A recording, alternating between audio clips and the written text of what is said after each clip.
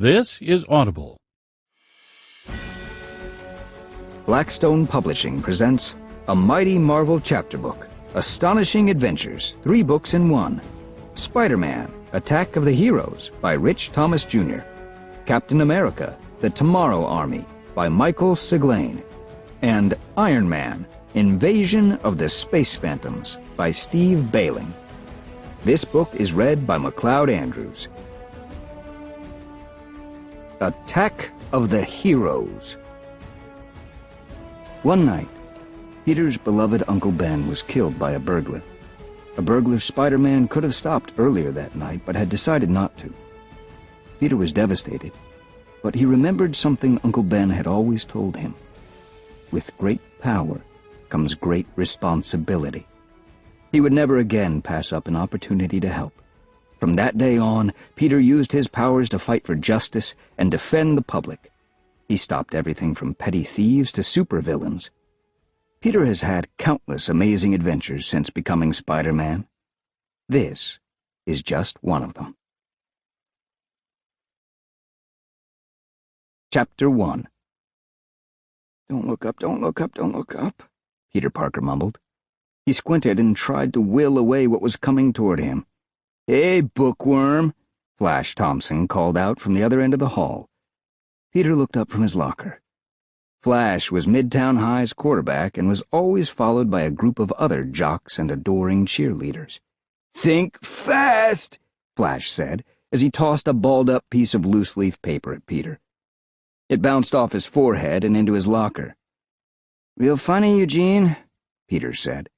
He never called Flash by his nickname, because he knew the jock hated his real name. "Maybe if you used paper for something other than throwing, you'd actually graduate high school before you're a senior citizen," Peter quipped. "And maybe if you spent less time studying and more time relaxing, you'd have better luck with the ladies," Flash said, motioning to the giggling cheerleaders several lockers away. "Luck, huh? Glad that's something you think you have, because it's all you've got," Peter shot back. Flash waved his hand in the air to dismiss Peter, but Peter could tell by the look in Flash's eye that his comment had stung. "Come on, crew. Let's not waste any more time with this loser," Flash said. Then he and his fan club headed down the hall. Peter picked up the crumpled paper from the floor of his locker. He opened it. Even though he wasn't surprised at what he saw there, he had to admit that it still bothered him. He tossed the paper into the recycling bin. Flash shot a look back at Peter over his shoulder.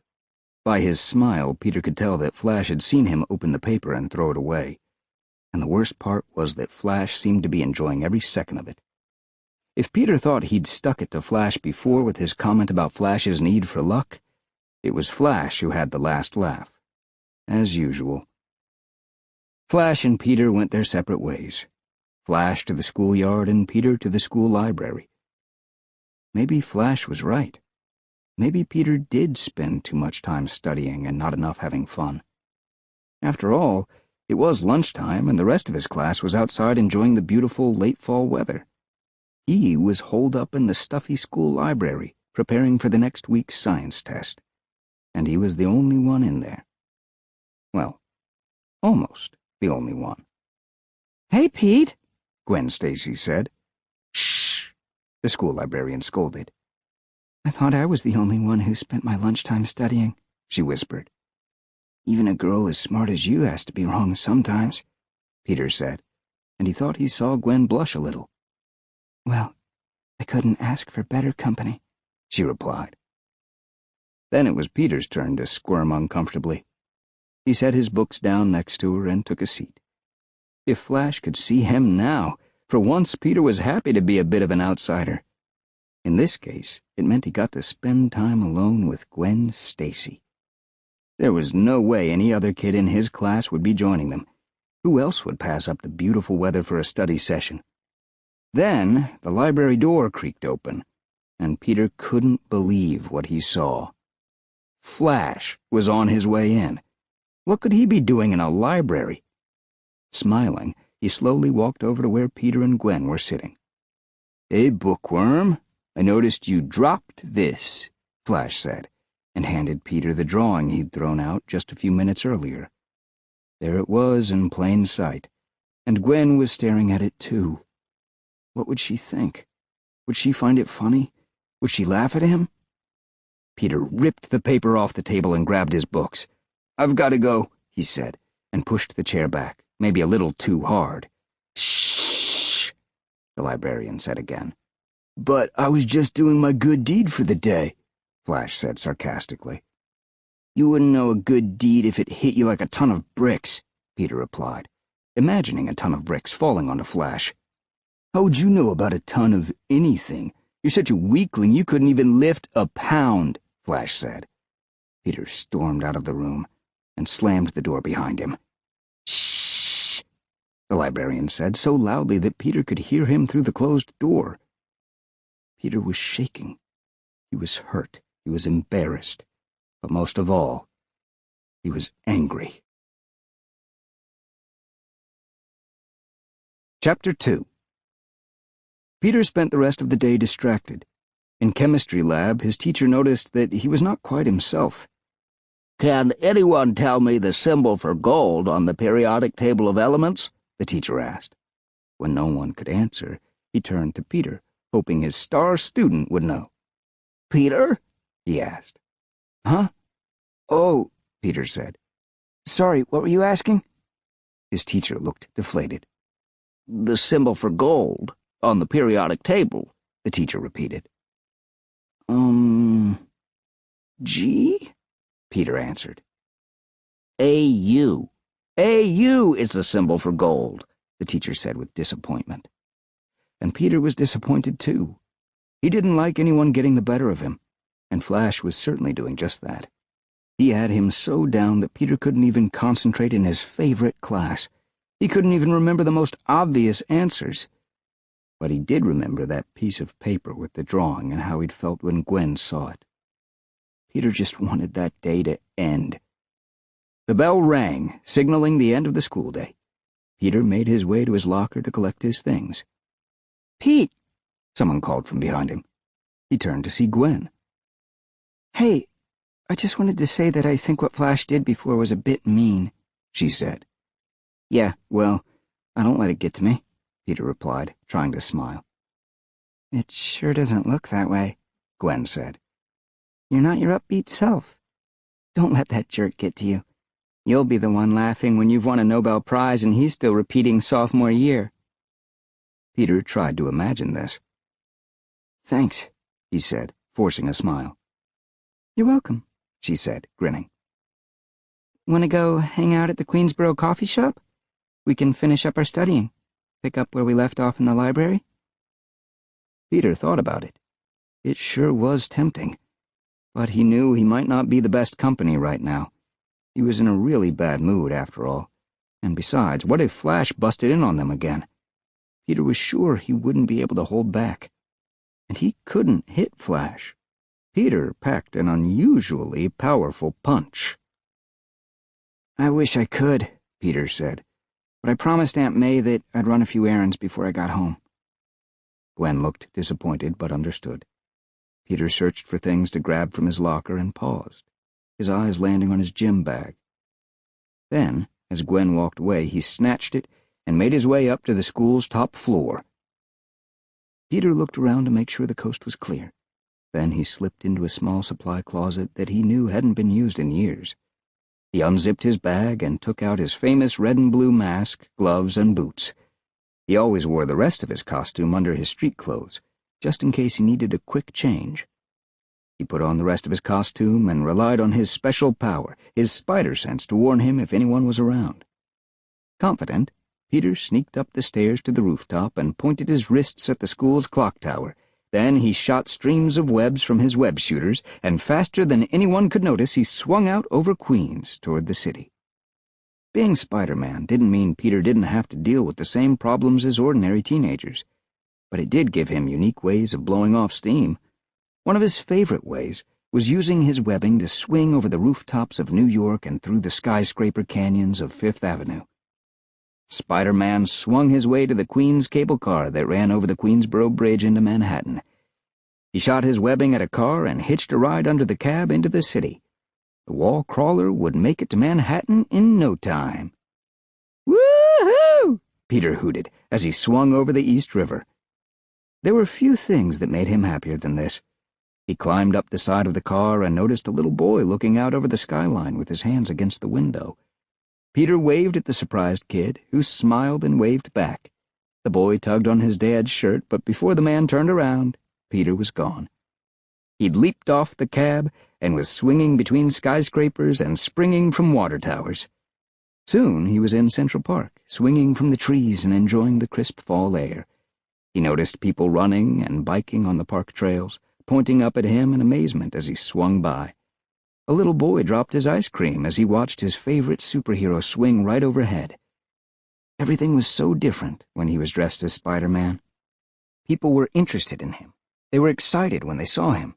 They grabbed their smartphones and snapped pictures. It wasn't like school at all. Peter looked down and saluted his fans. He loved the attention.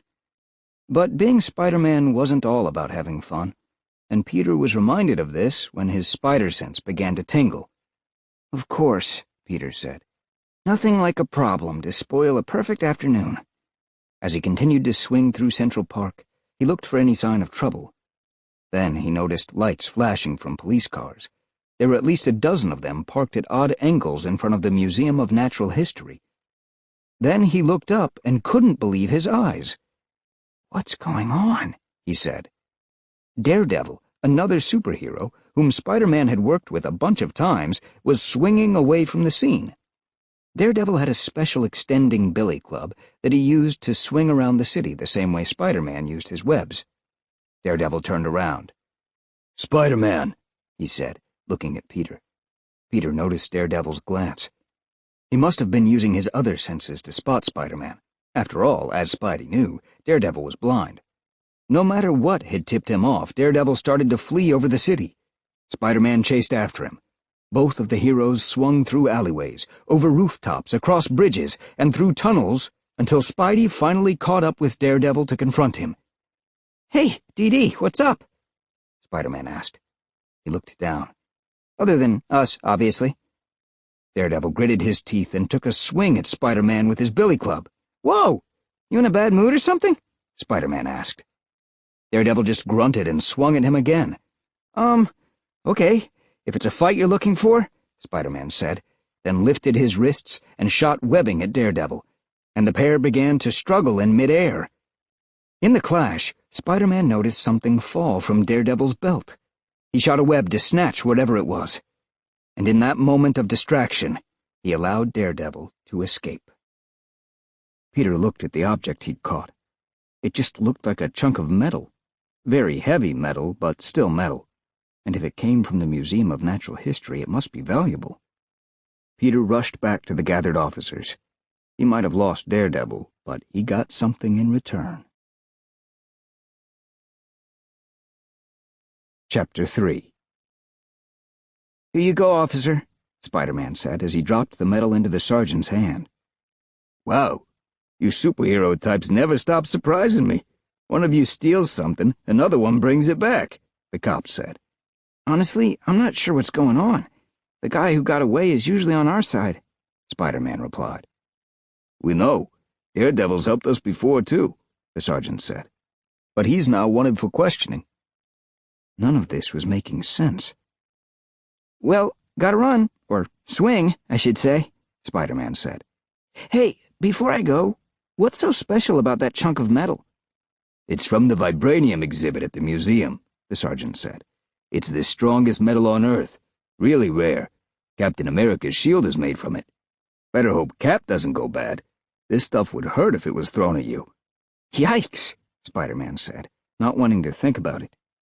He waved to the officers, who thanked him. Then he swung off across the river toward home. By the time he got there, the sun was setting. He swooped down behind his garage and changed out of his costume. "Peter, I was worried about you," Aunt May said when he finally walked into the house. "Where have you been?" Aunt May had always been edgy, but she'd been worse since Uncle Ben died. She often thought the worst when Peter was running late. Peter kissed her on the cheek and smiled, which always made her smile, too. "I'm sorry, Aunt May," Peter said. "I lost track of time studying after school. and then I got stuck on the train. I didn't have service in the tunnel, so I couldn't call." Peter didn't like lying to Aunt May, but he couldn't ever tell her the truth. He couldn't tell her he was the amazing Spider-Man. "I'm just glad you're home," she said, squeezing his hand. After dinner, Peter went up to his room to do his homework and was soon ready for bed, but he had a lot of trouble sleeping. He wondered why Daredevil had stolen the vibranium. He worried about his upcoming science test.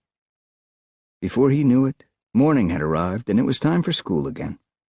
He wasn't sure how much he'd slept or if he'd even slept at all. He felt like a robot going through the motions as he showered, brushed his teeth, and got ready for school. "See you later, Aunt May," he said between yawns as he left the house. "Peter," his aunt called after him. "you forgot this," she said, standing at the door holding his backpack.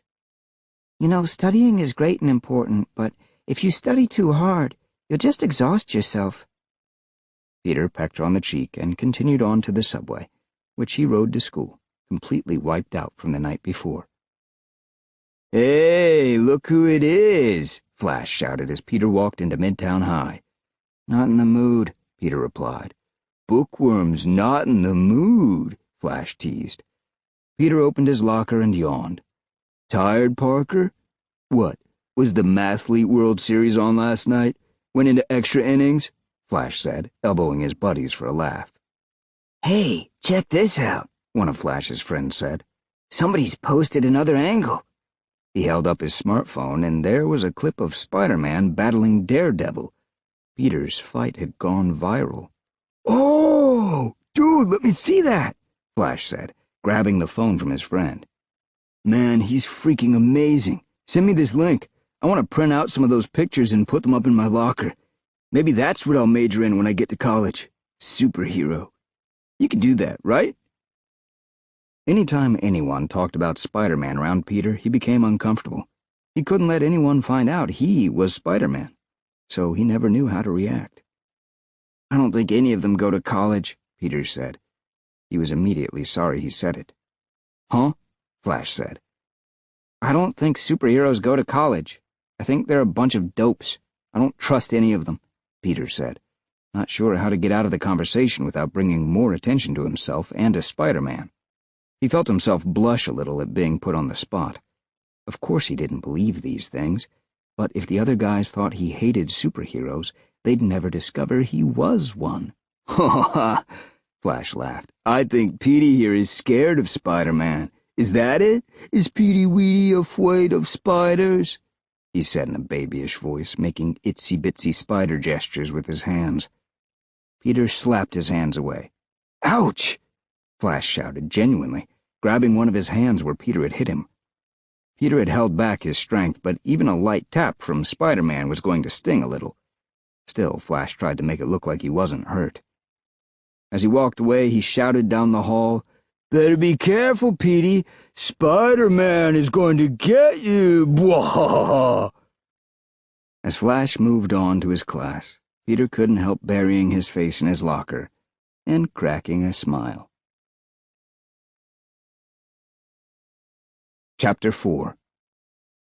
On his way to his next class, Peter bumped into Gwen. "Pete," she said, smiling at him. "Oh, hi, Gwen," Peter responded, smiling back. "Hey, I just got an alert on my phone that says they have Wall Street blocked off. Some sort of thing going on at the stock exchange," Gwen said, looking concerned. "My dad works down there," she continued. "I hope he's okay. I texted him, but haven't heard back yet." Gwen's father was a captain in the New York City Police Department. Peter's first thought was that he'd throw on his Spider-Man costume and swing down to the stock exchange to see what was up. He had actually almost moved to jump away from Gwen and up to the roof. Whenever he heard about trouble, his first thought was always to run off and check it out, and then help if he could. But he stopped himself this time. He was there at school to learn.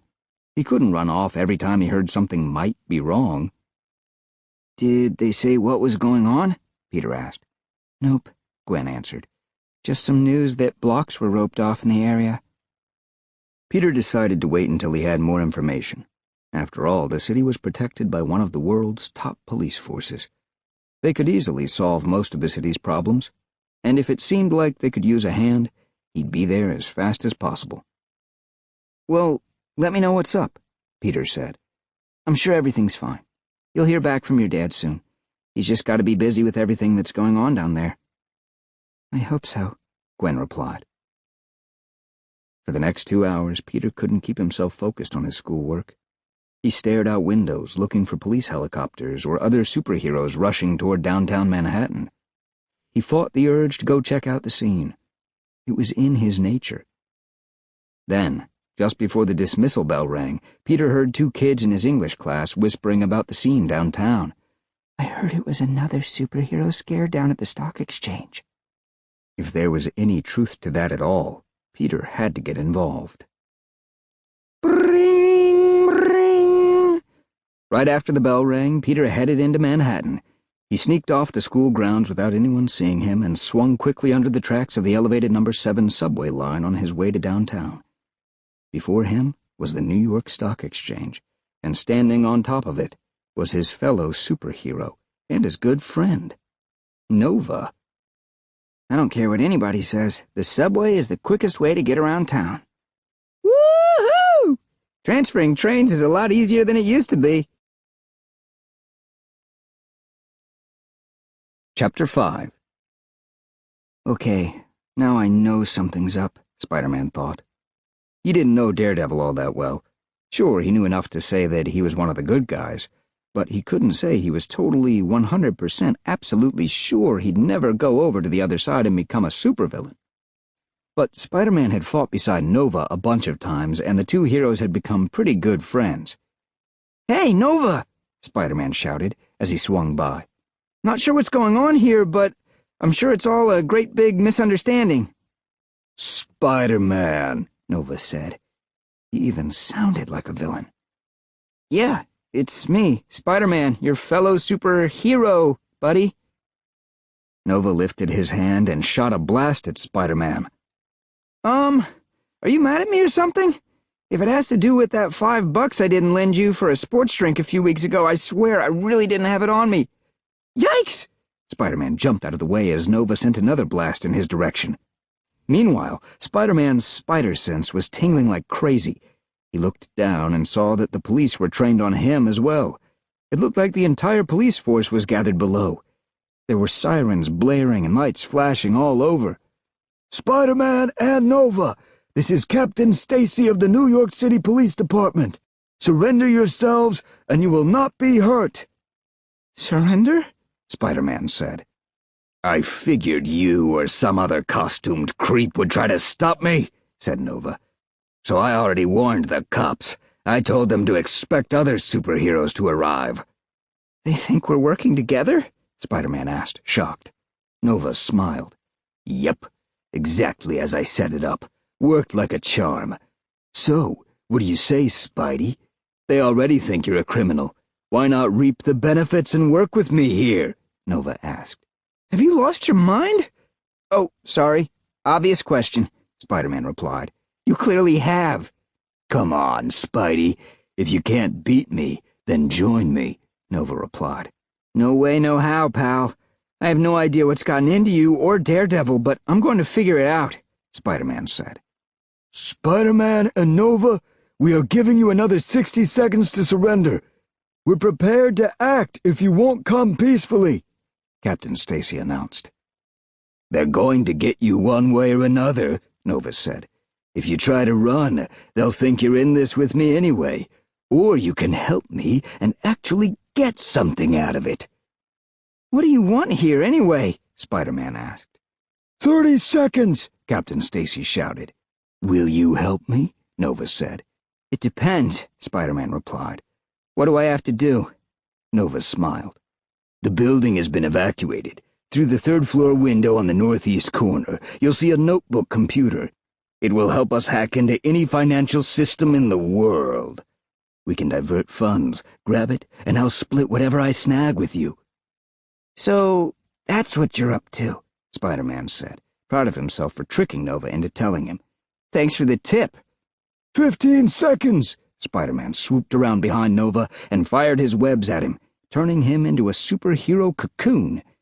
Nova was fastened tightly to the roof, and Spider-Man was getting ready to move in for questioning when he heard Captain Stacy yell from below, "Time's up!"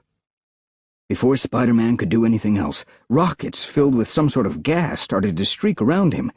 He began to cough, but was able to dodge the pellets with his super skills. He weaved his way around their paths and swooped into the third-floor window Nova had mentioned. He webbed the notebook and grabbed it, shoving it under his arm, and swung back outside. The cops were still firing their gas, so Spider-Man took a deep breath and swung down over their heads, avoiding it. He dropped the notebook to Captain Stacy. "That's what he was looking for!" Spider-Man shouted down to them as they continued to try to stop him. "Keep it safe!" Captain Stacy looked up at Spider-Man skeptically. Peter nodded, as if to say, "Honest, Captain." Captain Stacy looked down at the laptop. Maybe Spider-Man is on our side, Captain Stacy thought. Spider-Man saluted the cops, then shot a web at the flagpole on top of Federal Hall across the street and swung away. He took a quick look back at the stock exchange and saw Nova streak up into the sky and out of sight. "He must have slipped away while the cops were focused on me," Peter said to himself. 0 for 2. First Daredevil gets away, now Nova. You're not doing too well here, Spidey. Just when Peter thought he was clear, he heard police choppers overhead. You have to hand it to those guys. They don't give up easily, he thought. The copters swiveled and swerved to keep track of him, but like an acrobat, he tumbled and darted all over the city streets. When he was sure he was out of the copter's views, he slipped into an alleyway. He couldn't walk back out in his costume, but he didn't have anything to change into. Spidey frantically took off his mask and made his way out of the alley, walking proudly in a suit of webbed-together garbage bags and a newspaper fedora. He started walking down the street, hardly noticing the sideways glances he was getting. After all, to a guy who spends a lot of time swinging around the city in a red and blue suit, walking around in garbage bags was no sweat at all. 2 businessmen walked by and gave Peter a strange look. Peter tipped his hat to them and walked on, but he could still hear their conversation. Man, people are getting weirder and weirder in this city. Did you hear what's going on down at the stock exchange? One of the businessmen asked his friend. Yeah, and now they're saying Spider-Man's involved, too, the other replied. I never trusted those guys anyway. You ask me, they're too dangerous to be out there. Peter shook his head. 2 heroes, Nova and Daredevil, had gone bad. Spider-Man looked like a villain, a bully was bothering him at school, and the girl he was crushing on might be interested in him, not to mention that he now had to ride the subway home wearing garbage bags and newspapers. How could things get any crazier? And then Peter remembered. He had a science test coming up at the end of the week. Chapter 6. Peter spent the next morning listening to Aunt May worry about superheroes in general and Spider-Man in particular. That Spider-Man really gets to me. I mean, why wear a mask if you don't have something to hide? She asked. Peter nearly smiled. Of course he wore his mask as Spider-Man in part so his enemies wouldn't harm the people he loved, to protect Aunt May. And here she was thinking he wore it to hide deep dark secrets about his intentions. If she only knew. When he got to school about an hour later, he found the usual mixed bag of talk. Sports, music, celebrities, fellow students, and, of course, Spider-Man. Did you see those clips of the stock exchange? Flash was asking one of his pals. Peter rolled his eyes. Why did his locker have to be right next to Flash's? Man, not sure how Spider-Man does it, but he nails every crook in town. Without thinking, Peter jumped to his friend Nova's defense. Nova's not a crook, Peter fired back. Flash turned around slowly. Figures he'd root for the villain, Flash said, right in Peter's face. What are you reading, the Daily Bugle website? Every other paper thinks Spider-Man saved the day, Flash stated. Petey here doesn't like Spider-Man so much. And I hate to do this, but I have to side with Flash here, Pete. Peter turned around to see Gwen. My dad said himself that Spider-Man was a big help, even though he didn't give me details when I asked, she added. All I'm saying is I don't trust him, that's all, Peter said. A lot of people think Spider-Man's the bad guy. And all I'm saying is you're just scared of a real man like Spider-Man, Flash teased. Afraid of what he'd do to a wimp like you, huh? Flash, cut it out, Gwen said. Oh, sorry, Flash said as he threw his hands up. Forgot you two geeks are in love. We're not, Peter and Gwen said at the same time. Flash biffed Peter on the head. Good choice, Parker. Her dad's a police officer. Maybe he can protect you from Big Bad Spider-Man, Flash said. I'd watch my back when I'm walking to the subway if I were you. Look behind the shower curtain when you walk into the bathroom. Check under your bed before you go to sleep. Spider-Man's coming for you, Flash said in a sing-song voice. Ignore it, ignore it, Peter whispered. He opened his locker and jumped back as hundreds of little plastic spiders fell out of it and onto him. It had been rigged. Ha ha ha ha ha ha! Flash and his friends laughed, jeering at Peter. If you think those spiders are scary, just think about one the size of a guy. Better watch out, Peter Parker. The Spider-Man's coming to get you. Jerks, Gwen said, but Flash just smirked and walked away. Gwen grabbed a few toy spiders. Here, I'll help you clean these up, she said to Peter. Thanks, he said. You know, I didn't really mean you weren't... that I wasn't... I mean, when Flash said that thing about me and you, I didn't want you to think... Peter stuttered, scrambling for the right words. Oh, I know. Don't worry about it. Neither did I. I mean, neither do I. Oh, never mind, Gwen said, brushing her hair behind an ear nervously. I'll see you in chemistry, yeah? Yeah. See you in a bit, Peter said. He could feel his face getting all warm. It was a stranger feeling than anything else he'd ever felt. It was even odder than his spider sense. Chapter 7. That night, Peter decided he had to put everything else out of his mind and study. He knew high school was important if he wanted to have any shot at a good college and a career as a scientist. He powered on his tablet and started to read about chemistry, from things as simple as water's molecular structure to things as exciting as unbreakable metal alloys. Peter had forgotten how much he loved science. He had been so distracted by other things recently. He had totally lost sight of one of the things that made him happiest. As he read and researched, he quickly dismissed the dozens of app updates and push notifications that popped up on his screen, everything from weather alerts to newly available game levels. But one notice he dismissed too quickly. He was getting tired. He'd been studying for hours. He was sure he must have read it wrong, because he could have sworn he had read something that couldn't be true. Did that say what I thought it said? Peter wondered. He tapped his search engine app and typed in, News for Spider-Man. Daily Bugle, News Alert, Spider-Man held by Thing of Fantastic Four, by Tomas Palacios and Clarissa Wong. Reports of heroes turning bad have come in from all over the city. First, it was Daredevil attacking Spider-Man at the Museum of Natural History. Then there was the human rocket, Nova. Now it's the Fantastic Four's very own Thing, who released an online video confessing his plans to terrorize the 5 boroughs. In the video, Spider-Man could be seen tied to a chair, being held captive by the bulky brawler. Spider-Man Caught in Hero's Web, by Jennifer Redding. What's happened to Spidey? That's the question on everyone's mind. Which hero is next to turn to the dark side? By Ron Lim. Captain America? Thor? Wolverine? These are some of the names being thrown around the internet these days. Peter chose the Daily Bugle's website. He knew that the publisher, a man named J. Jonah Jameson, hated Spider-Man.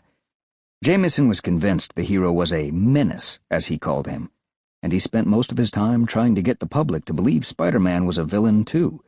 But Jameson also had the best reporters in the business, so even though he forced his staff to paint Spider-Man in a bad light, the stories usually had more information than any other news source. Peter tapped on a link to a video. He couldn't believe what he was seeing. The big, rocky superhero known as The Thing was standing in a dark room with what looked like Spider-Man tied to a chair in front of him. "What the heck?" Peter said. Peter pressed play. The clip began to run. If you haven't noticed, a bunch of us are tired of playing the part of the superhero. We work night and day protecting you people, and we get nothing out of it, the thing said. So we're gonna take what you owe us, without asking. Consider it payback. Daredevil is on board with us, and so is Nova, and every day more and more step forward. They want to join the superhero resistance. But this bozo over here hasn't done anything but get in our way, and because of that, the thing continued, as he slapped his captive Spider-Man upside the head. Whoa! Peter flinched. Even a love tap from the thing would hurt, he thought. The thing went on. We're going to make him help us. In fact, we're gonna keep him locked up in here to do our dirty work. Our real dirty work. That is, cleaning the toilets, ironing our costumes, whatever. It was weird for Peter to see himself on screen in that position, even though he knew the guy on the screen wasn't really Spider-Man. See? You got 24 hours. If you hand over the laptop this guy over here snagged from us, we'll set Spider-Man free. Otherwise, we squash him like the bug he is. And me and Nova and Daredevil and a whole bunch of other heroes destroy the city, one borough at a time, and we take the spoils for ourselves. And just in case you people don't care if Spider-Man lives or dies, I have a special treat for you. I'm gonna unmask this guy. Even if Spider-Man doesn't have any friends or family, the guy under the mask probably does. That means someone's bound to step up. Peter leaned in. This was getting weirder and weirder. The thing's big rocky hand clenched the mask of the Spider-Man on the screen. The thing whipped it off and revealed the wall crawler's true identity. Spider-Man was really Flash Thompson? Chapter 8. Whoa, was all Peter could utter. He stared at the screen. How in the world did Flash Thompson wound up in this situation? And where had he gotten that cheesy Spidey suit? I mean, mine looks way better than that, Peter thought. None of this was making sense. Was it all just a trap? Was Flash in on it? Someone knocked on Peter's bedroom door. "Come in," Peter said, and Aunt May entered. "Peter, there was just a report on the TV," she said, sounding very nervous. "A boy from your school's been kidnapped. A boy named Eugene. They're saying he might be Spider-Man." "I know, I saw," Peter said. "Well, please, please be careful, Peter. Shut and lock that window," she said while shutting and locking it herself. "These superheroes can fly. They can blast through walls. Sometimes it seems there's nothing they can't do." "In that case, I'm not sure how much a locked window's going to do," Peter chuckled. She took his hand. "I couldn't bear if something were to happen to you." Peter kissed her on the cheek. "I can take care of myself," he said, and although Aunt May smiled and nodded, Peter could tell by the look on her face that she didn't believe him. "I've got some homework to finish up," he sighed. "Don't worry about it, Aunt May. We'll be all right. Who's going to come looking for a random lady and her nephew in the middle of Queens? I mean, what would they get out of it? Unless they're looking for your chocolate chip cookies. I can see that, actually. They're worthy of an attack on the house." This managed to get a chuckle from Aunt May, who closed the door as she left the room, wishing Peter luck in his studies. But Peter wasn't laughing at all, and he definitely wasn't thinking about his studies. As soon as he was alone, he started to research more about the story. According to what he read, no one knew where the clip had been filmed. The Daily Bugle site said that The Thing had contacted it saying he and the other fallen superheroes wanted the laptop dropped off at Belvedere Castle in Central Park. Police had already roped off and searched that area and found no sign of The Thing, Spider-Man, or anyone else. Peter paused. It didn't really sound like Flash's life was in danger. The Thing had basically said they were going to turn Flash into their housekeeper. He'd have a miserable life. He'd spend every minute worried that the heroes were waiting around every corner, ready to toss orders at him. He'd be afraid to simply walk down a hall. Basically, he'd feel the same way he made Peter feel every day at school. Maybe Spider-Man didn't need to get involved in this one. After all, it looked like the cops had it under control. And if they didn't, wouldn't Flash just be getting what he deserved? Peter turned off his tablet, lay down on his bed, and stared at the ceiling. He was imagining his new, easy life at school without Flash. He thought about it a lot. And after a long while of thinking about it, when Aunt May was asleep and the house was quiet, Peter put on his Spider-Man costume. He leaped from his window and swung toward New York City. As much as Peter disliked Flash Thompson, Spider-Man needed to save the day. Chapter 9. In no time, Spider-Man had swung over the bridge and straight to Central Park. He carried an old, broken laptop tucked away in his costume. He dug it out of his closet and stripped it, knowing he could always use the spare parts for his tech experiments. Then he had taken the shell of the machine with him to Central Park. He saw Belvedere Castle in the distance. It was a huge building made to look like a grand palace. It overlooked a quiet pond and sat next to the park's great lawn. Best of all, it was surrounded by trees. This made it easy for Spider-Man to sneak past the police. He climbed into the treetops and made a web tightrope from one to another, walking over the heads of officers who were guarding the castle. When he reached a group of trees that overlooked the palace, he shot a web toward its tower and swung down to the courtyard where the Bugle's articles said the Thing wanted the laptop left. Right after Spider-Man dropped it off, he swung back up into the trees, completely unseen. Then he waited in the trees. Nothing. Spider-Man had hoped that whoever was behind this had been watching the castle. He thought they'd show themselves when he dropped the laptop off, but no luck. The police barricade must have kept the place clear. Spider-Man needed to move to Plan B. He took out his phone and zoomed in on the castle courtyard and the computer and began recording. "I've delivered the laptop as you've requested. Now, set Spider-Man free," he said in a voice much deeper than his own. Then he created a fake name, uploaded the video to VidTube, and sent an email to every media outlet he could think of. In just a matter of minutes, he noticed the police starting to move in. But before they even got close to the castle, Spider-Man heard a roar overhead. He looked up and saw something shooting across the sky. It sounded like a jet's roar, but it was moving way too fast. The streak shot down to the courtyard, near where the laptop was, and then darted right back up into the sky.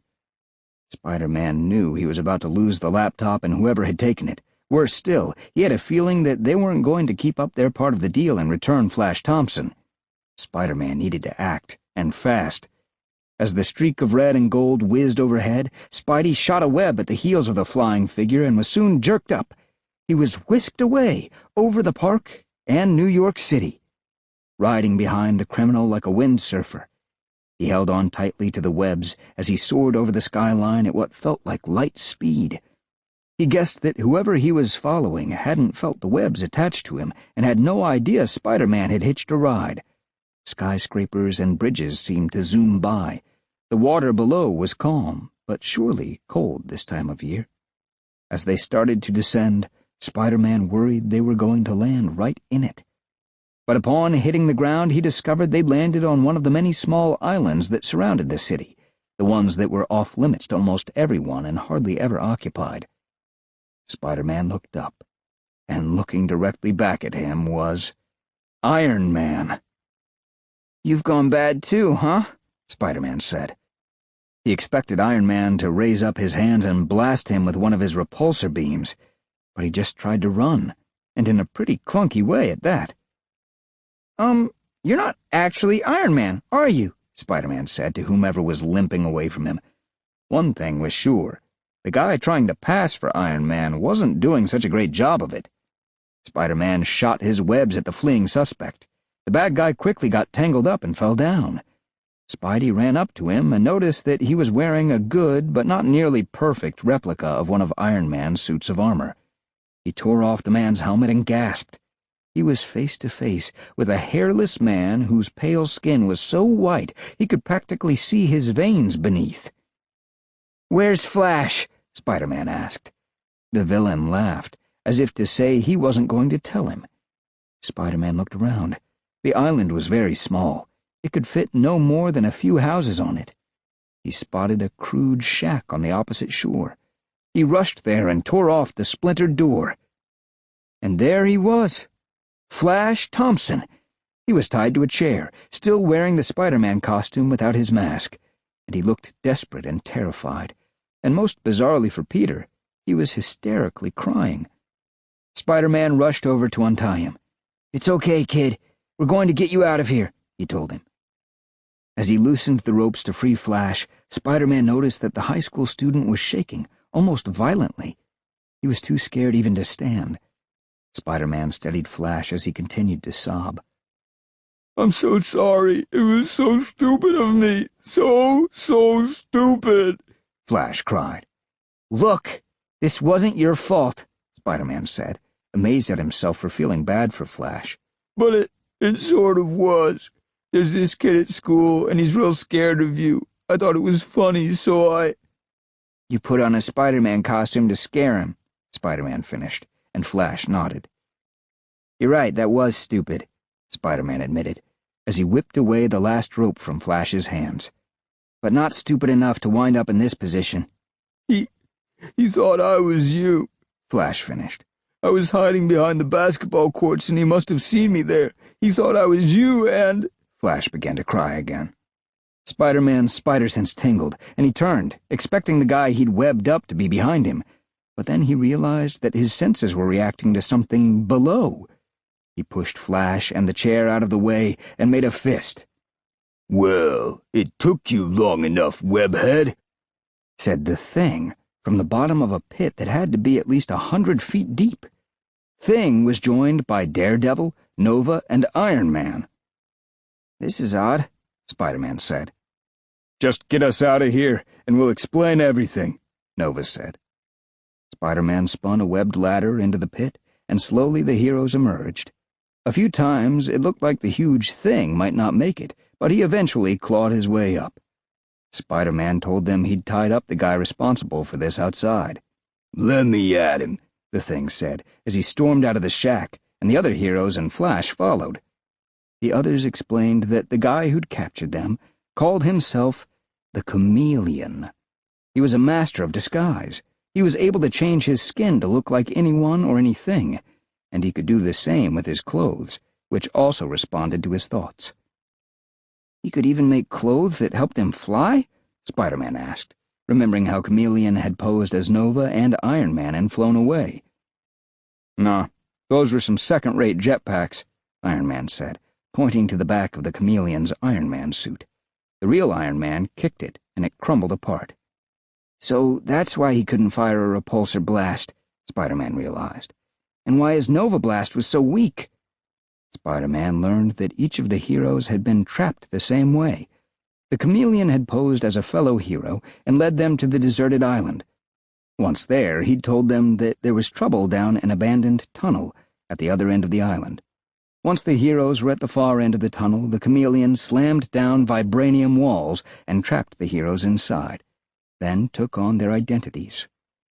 "That's why he wanted the vibranium from the museum," Spidey realized. "A little bit of it goes a long way. He could have used even that little chunk of it to reinforce the tunnel." "He should have thought of that earlier," Nova noted.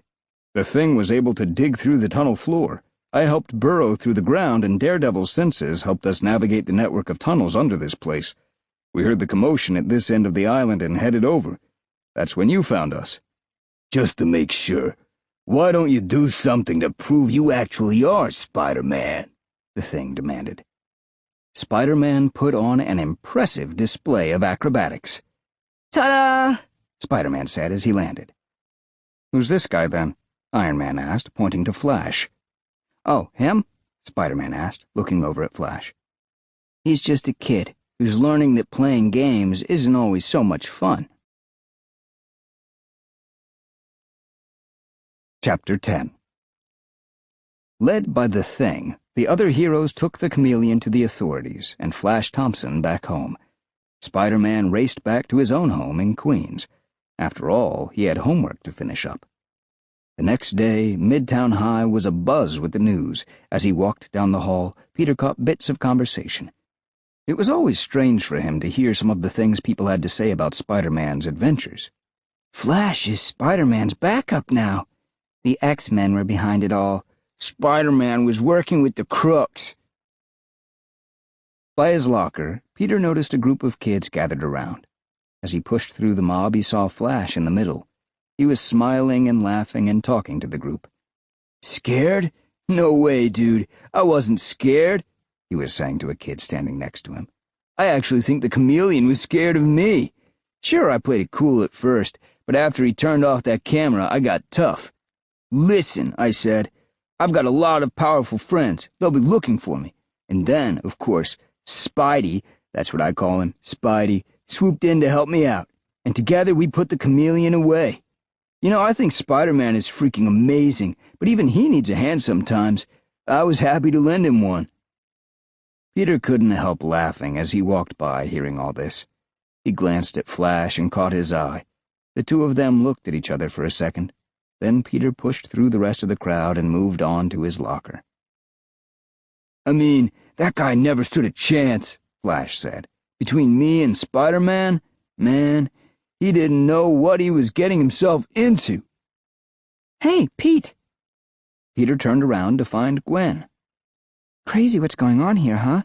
I'm just glad Flash is okay. I mean, the guy can be a jerk, but still. Peter looked at her and smiled.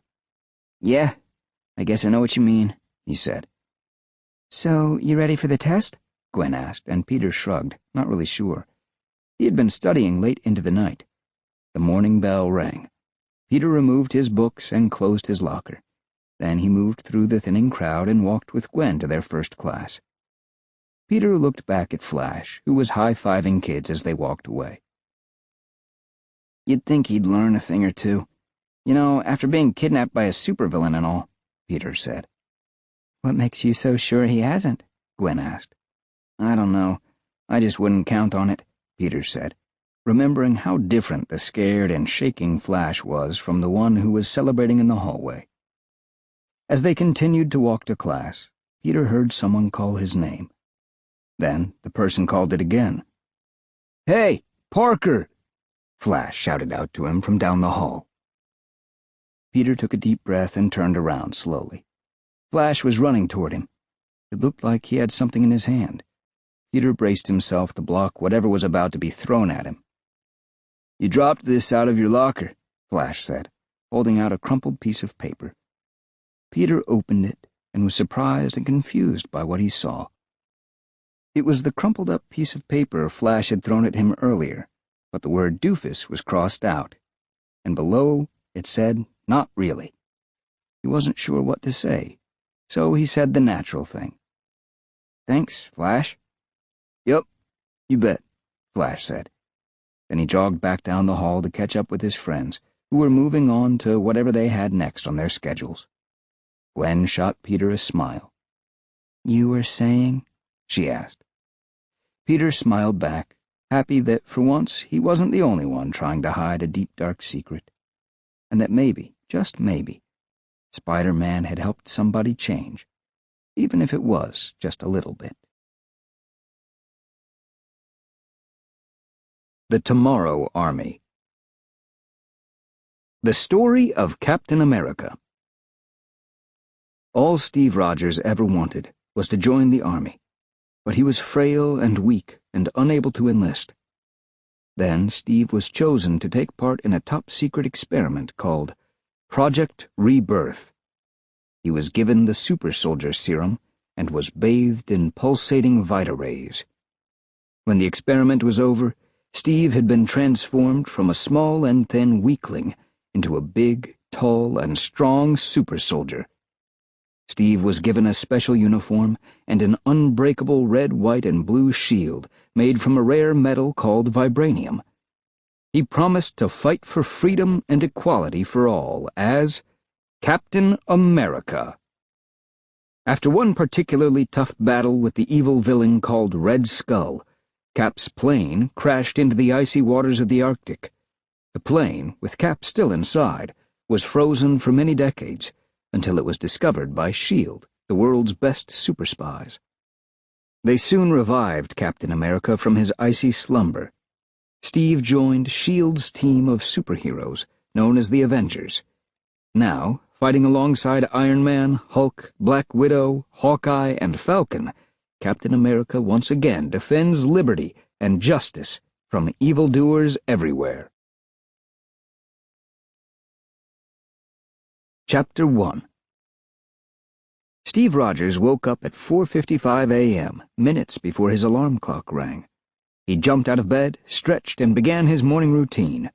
By 5:15, Steve had already done 3,250 push-ups and 4,500 sit-ups, and he hadn't even broken a sweat.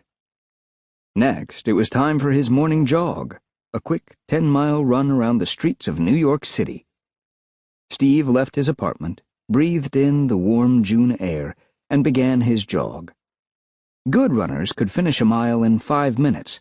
Steve could do it in under 2. Steve made his way downtown and to 42nd Street, then cut over to Broadway.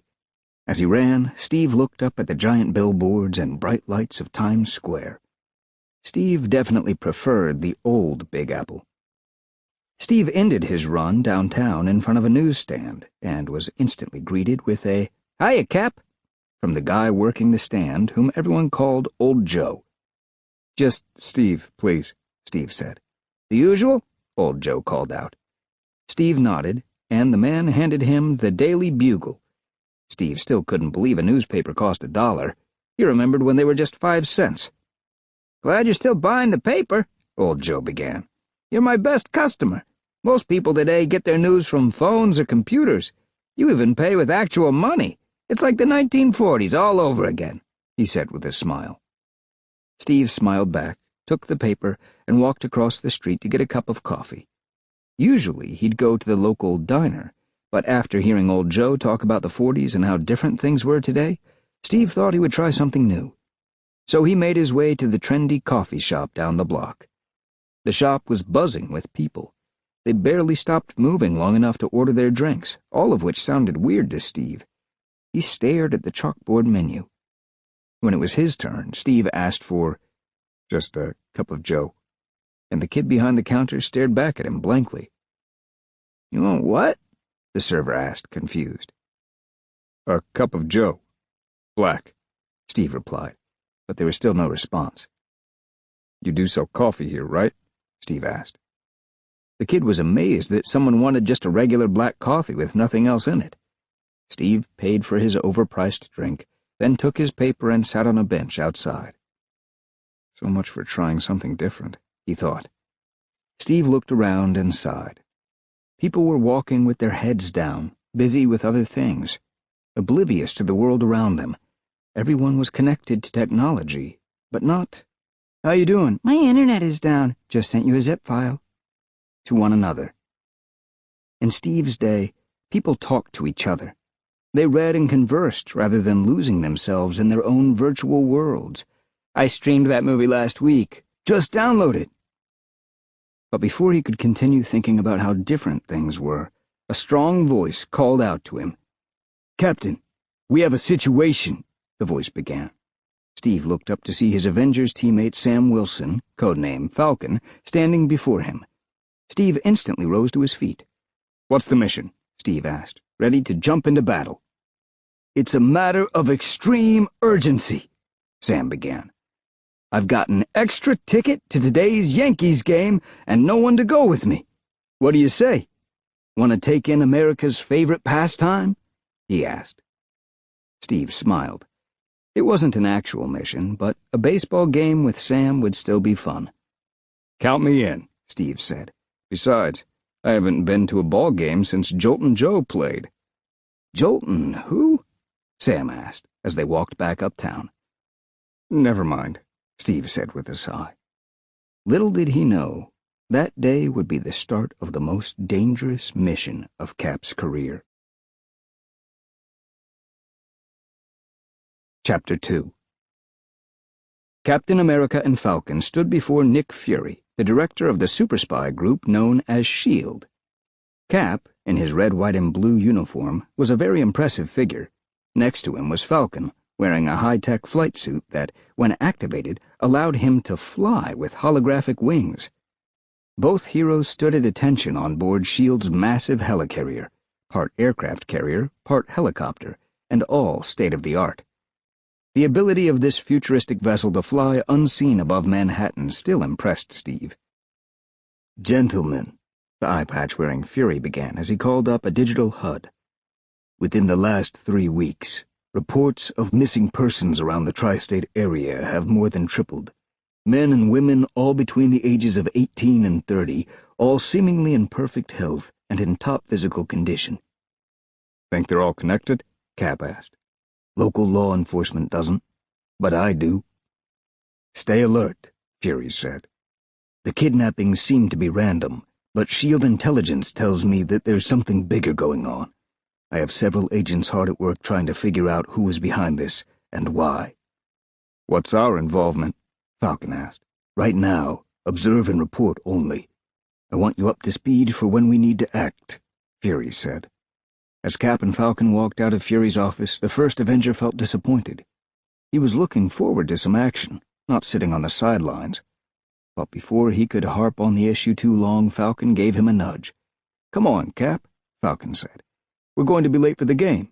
The helicarrier is going up the East Coast and will be over the Bronx in 2 minutes. Just enough time for us to change into less conspicuous clothing." Steve Rogers walked around Yankee Stadium in shock. There was music blasting, a huge TV, dozens of smaller TVs, various fancy restaurants and food stands, and even clothing shops. "This certainly isn't the house that Ruth built," he said to Sam. "You're living in another time, man. Welcome to the 21st century where everything is at your fingertips," Sam said. As they sat, Steve wondered why a music video kept playing on the Jumbotron screen. "Oh, that's one of the outfielders," Sam said. "He has the number 3 song in the country." "Babe Ruth and Joe DiMaggio never sang," Steve said under his breath. "Isn't anyone interested in the game anymore?" But before Sam could respond, their S.H.I.E.L.D. emergency beacons started to blink. It was Fury. There was a team of college kids on the way to the game, but their bus had gone missing. S.H.I.E.L.D. intercepted the garbled 911 call, and Sam and Steve were being called in to respond. "There goes my day off," Cap exclaimed. "I didn't finish my $10 hot dog," Falcon said. They ran out of the stadium and stood before Steve's vintage 1942 Harley-Davidson motorcycle. "You can't be serious," Sam said, referring to the battered and bruised cycle. "You could walk faster than that thing goes." But Steve was already opening a large duffel bag to reveal his Captain America uniform and vibranium shield. "She hasn't failed me yet," Cap said with a smile. "Now suit up and hop on." "No way! I can fly. I'll carry you," Sam responded, as his holographic hard-light wings began to form. "Not a chance," Steve said, as he lowered his mask into position. He jumped on his bike and started it with a loud roar. Now this was Cap's favorite pastime. Chapter 3. Falcon shook his head, then took to the air and activated the GPS on his watch. "I've got a lock on them, so try to keep up," Falcon said, as he flew toward the Major Deegan Expressway. Captain America followed on his bike, darting in and out of traffic until he spotted the hijacked school bus. Cap sped past all the other cars until he was right behind the bus. Suddenly, the emergency doors at the back of the bus burst open. Energy beams shot from the windows. Whoever these guys were, they were very heavily armed. "Falcon, I could use a diversion." "Understood," Falcon said. The flying hero dove down and fired a grappling hook at the roof of the bus, penetrating the thick top. Falcon swung high into the air and yanked with all his might, causing the driver to swerve. The distraction worked. Cap sped up and drove out of harm's way. Inside the bus, an armed goon attached a small device to the end of the grappling hook and sent an electric charge up the wire and straight back to Falcon. It shocked the hero, and Falcon fell to the ground. The villain laughed as the bus sped away. "We did it," the goon said. "Inform headquarters that the test subjects will be there within the hour." But before the driver could respond, he pointed out the window. The armed goon followed his gaze. "No, it can't be," the driver said in disbelief. The villain saw him from a distance, standing atop an overpass looking directly at them. It was Captain America. Cap jumped on his bike and revved the engine, but it sputtered out. "Not now," Cap said under his breath. He tried his bike again. Nothing. The bus was getting closer and closer. He tried a third time. The bike sputtered again and then conked out. The motorcycle that had never failed. By then the bus was almost under the overpass. There was only one thing to do. Captain America ran at full speed and jumped. "It is time to meet your doom!" The bus swerved left and right, then burst through a guardrail and came to a stop.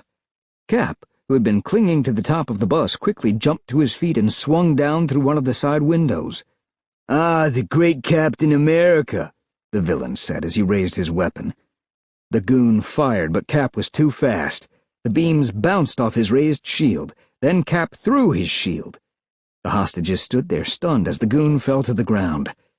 Then Cap noticed that the driver had gotten away.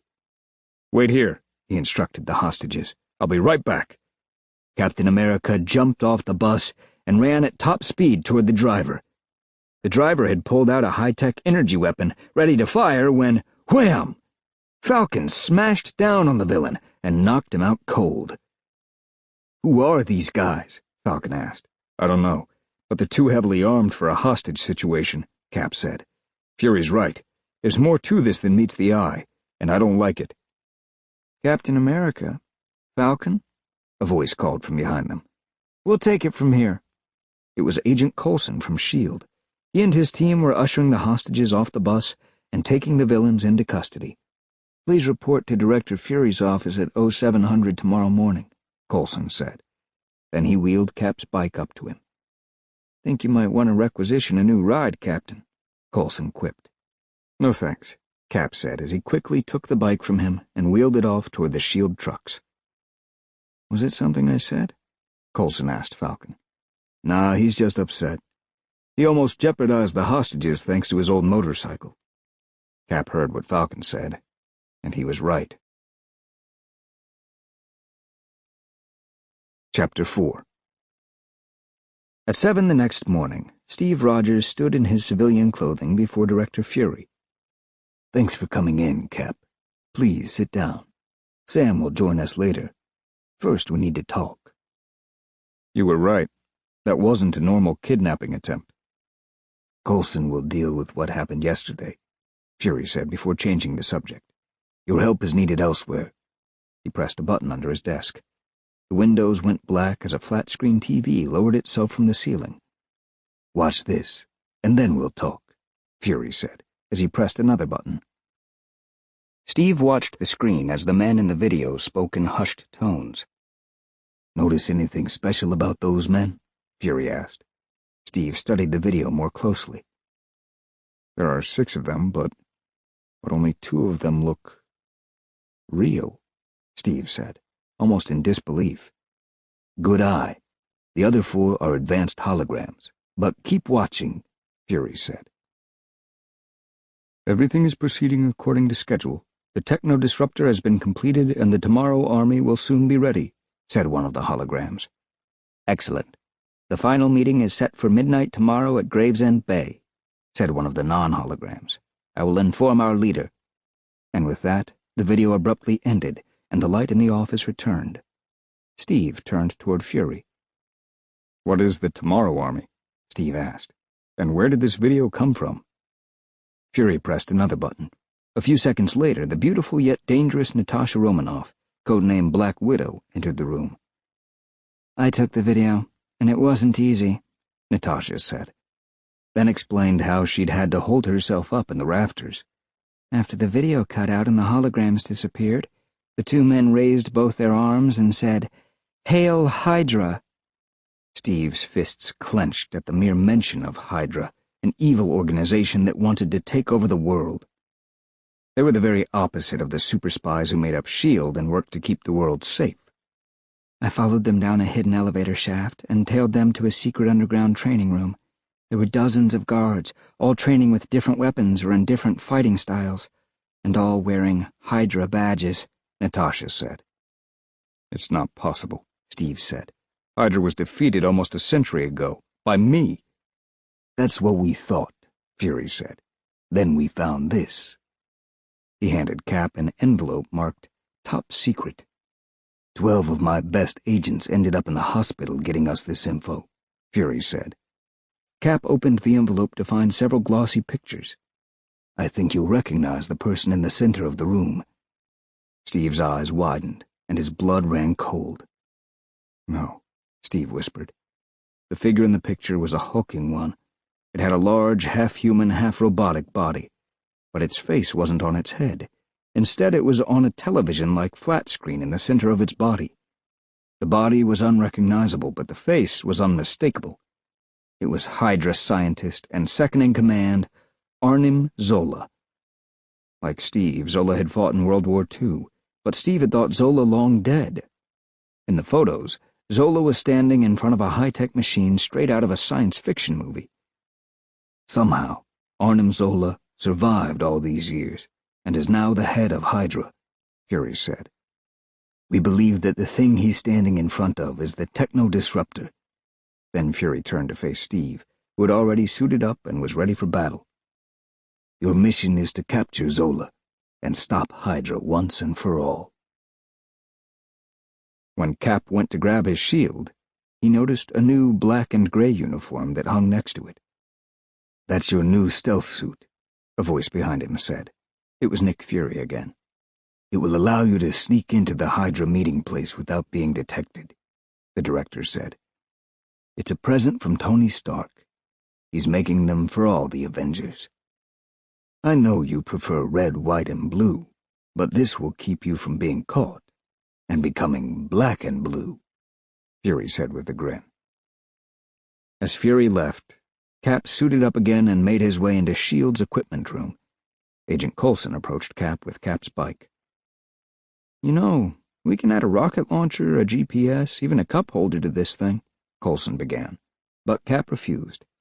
This was a classic bike, after all, and didn't want to change it.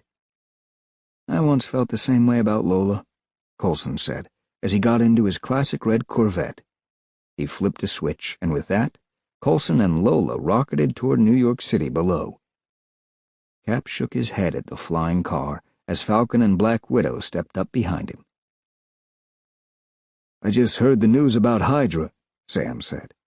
"When do we go after them?" "We don't. I do," Cap replied. "Let me help," Sam responded, but Cap refused. He was going in solo to find out more about Hydra's secret plans, and he didn't need help. Hydra was a dangerous and evil organization from Steve's past, and he knew exactly how to handle it. But Cap wanted to be extra careful, especially when it came to his friends. Sam walked off, frustrated that he couldn't help, but Natasha stayed behind to have a word with Steve. "Spying on Hydra alone and on this rickety old bike really isn't smart. I should do this mission."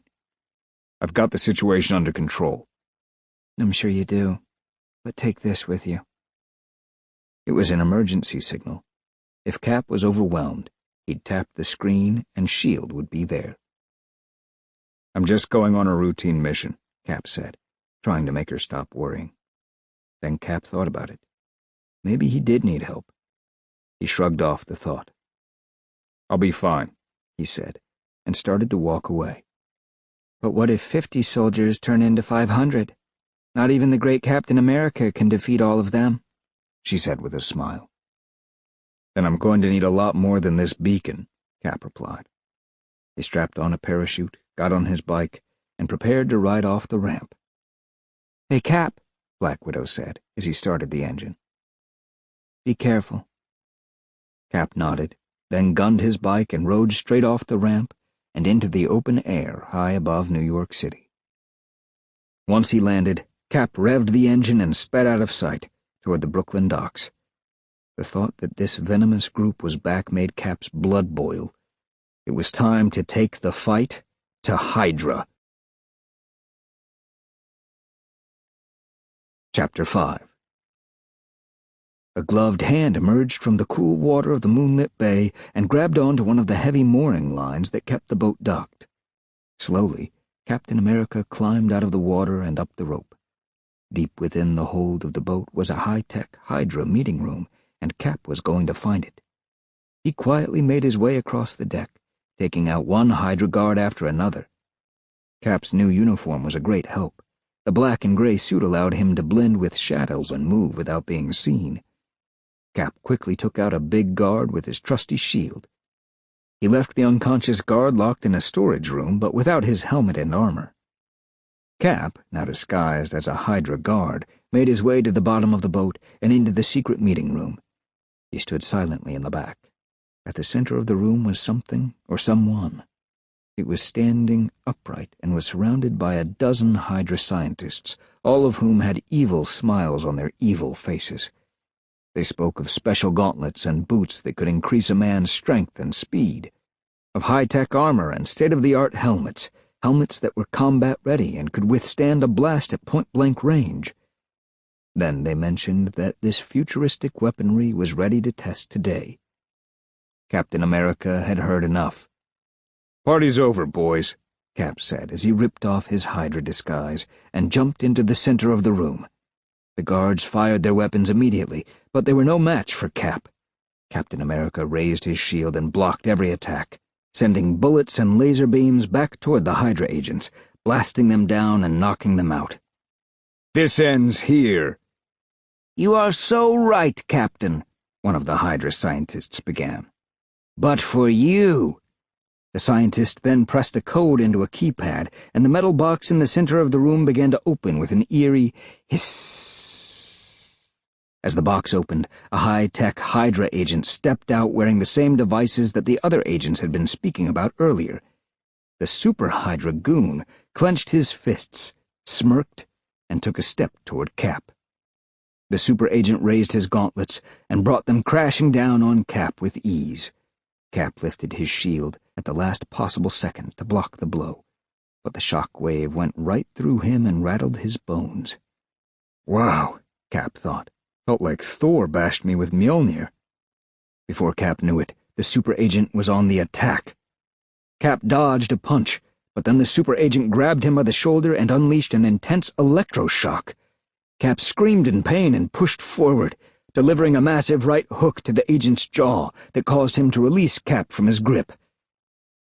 "You have a strong fighting spirit," the super agent began, "but you are unwise to continue this fight. You are no match for me. I've never run from a fight, and I'm not about to start now." Cap leaped into the air, but the Hydra super agent was too fast for him.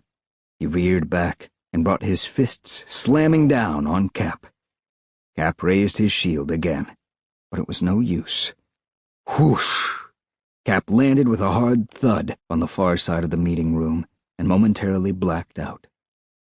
When he opened his eyes, Cap couldn't believe what had happened to his shield. Captain America was in trouble. He struggled to his feet as the super agent charged toward him. Cap slowly raised his dented shield, but the super agent was already looming above him. The super agent grabbed Cap's shield and flung it across the room, with Cap attached.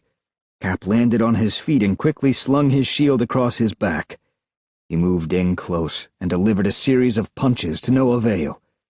Whap, whap, whap. "Goodbye, Captain." The super agent looked down at Cap and grinned. He then pressed a switch on his gauntlet and began to punch. And he punched and punched and punched, faster and faster and faster. Then he sent another shock through Cap's body that nearly zapped him right out of his boots. Ah! Cap fell to his knees, barely conscious from the assault. He quickly reached into his pouch and pressed Black Widow's emergency beacon. Just in time, too. The super agent was moving in for the final finishing blow when a voice yelled out, "Enough!" A shiver ran down Cap's spine. His vision was blurry, but he could still see the unmistakable form of Arnim Zola. The villain from Cap's past, who now looked like something from the future, stood before the fallen First Avenger and spoke. Good evening, Herr Captain. Welcome aboard. Zola. Cap hesitated. You'll never get away with this. Ah, ever the optimist, Zola said. But clearly you are no match for my Tomorrow Army. This super agent who bested you is merely the prototype. Soon there will be dozens more, hundreds even, and no one, not you or S.H.I.E.L.D. or your mighty Avengers, will be able to defeat them. I will do what Red Skull never could. I, Arnim Zola, will rule the world. Zola! One of the scientists quickly interrupted. Fighter jets are approaching. A battered Cap managed to smile. You were saying? This is inconvenient, but not unexpected, Zola replied. He turned to the other scientists. Evacuate the boat. Zola looked at Cap and gave him one final blow. Oof! 17, 16, 15, 14, 13, 12, 11, 10, 9. Cap heard the escaped sub shoot out from beneath. He then heard a timer ticking down towards 0. As he struggled to remain conscious, he heard a familiar voice. What are you doing? Taking a nap? 8, 7, 6, 5. Falcon was standing before him. He grabbed Cap and activated his hard-light wings. The winged Avenger radioed Black Widow, who was watching from the Quinjet high above the boat. I've got him, Falcon said. Well, what are you waiting for? Get to the main deck and get out of there, Black Widow yelled. Falcon grabbed Cap and flew high into the sky. Get the medical bay ready, Falcon said as they flew away. We're coming home. 4, 3, 2, 1. Kaboom! Chapter 6. Weeks later, Steve Rogers woke up in the medical bay on board the helicarrier. Ugh, what hit me? He asked. A prototype Hydra superagent, Nick Fury said. Multiple times. Thanks for reminding me, Steve said. I suppose you're here with another mission? No, Fury began. I'm here to make sure you're all right. You took a bad beating, Captain, he said as he walked over and looked Steve in the eye. And you used poor judgment. This isn't the same Hydra you fought during World War II. This is a new and improved Hydra. They adapted with the times. You didn't. Your mission was a failure. Fury's words hurt almost as much as Steve's wounds. He's right, Steve thought. Steve had acted alone instead of accepting help. He thought his enemies were just like he was, and fighting them would be just like it used to be. But he had been wrong. Thanks to the super soldier serum, you're going to be fine. You should be cleared to leave in another week or 2. A week? Or 2? But what about Hydra? Steve asked. We've learned that Hydra is going to make a move in 5 days, on the 4th of July. You can watch the events from your hospital bed, Fury said before leaving. Steve thought long and hard about what Fury had told him. He wasn't about to let Black Widow, Falcon, and the agents of S.H.I.E.L.D. go up against Zola and Hydra without him. But Steve was still uncomfortable in this modern world. He liked the things he knew. The old Times Square, black coffee, his 1942 Harley. If he was going to adjust to the modern world, he would need help, and Steve knew just where to turn. He checked himself out and left to find a friend. A red and gold blur streaked across the New York skyline and came to stop atop a glistening state-of-the-art skyscraper. Steve Rogers, with his dented shield slung across his back, walked across the roof and addressed the red and gold superhero who stood before him. "Hello, Tony," Steve said to the invincible Iron Man. "Oh, hey, Cap," Iron Man nonchalantly said as his faceplate lifted to reveal the handsome Tony Stark. "I didn't see you there. What's up? Is it an Avengers mission? Does Fury need help with something?" Alien invasion? Mole men? Rampaging robots? Something stuck in his good eye? It's not an Avengers mission, and Fury doesn't need help, Steve said. I do. Tony's smiling face turned momentarily confused, and then Tony invited his fellow Avenger inside Stark Tower. Steve explained everything that had happened in the past few weeks. No details were left out. When he was done, Tony let out a long sigh. So we're dealing with an army of high-tech supervillains led by a dude older than you whose face is on a TV in his belly? You forgot about the techno-disruptor, whatever that is, Steve said. Right. It's a device that can knock out and shut down specific technology, Tony replied. Steve was shocked. How do you know all that? I'm a genius billionaire inventor. I know everything, Tony said. Plus, I hacked S.H.I.E.L.D.'s encrypted files last night. Anyway, we've got our work cut out for us, but if anyone can bring you into the 21st century, it's me. Tony continued. Once we do that, then we'll do something about your horribly outdated wardrobe, Tony added under his breath. Then you can hit the town and do the jitterbug or whatever the craze was 100 years ago. Steve stared at his clothes, unsure whether Tony was joking with him or insulting him. Tony smiled. Come on, Cap, let's go. During the next 4 days, Tony taught Steve everything he could about the modern world, and all the while Steve was getting stronger and healthier. Not only was he doing 10,000 sit-ups and push-ups again by the end of day 3, he was also texting. Tony Stark was proud, though there was one major upgrade left. Tony led Steve into a large room that was part garage, part laboratory, and part man cave, but that wasn't what impressed Steve. The room was lined with new Iron Man armors, all in various stages of development. Tony couldn't help noticing Steve's reaction to all the suits. Cool, right? Tony remarked. He walked over to Steve's 1942 Harley. But we're here to discuss this ancient two-wheeled vehicle that may have at one point been called a motorcycle. Look, I've listened to you on everything else. Don't even try to talk me into a new bike, Steve exclaimed.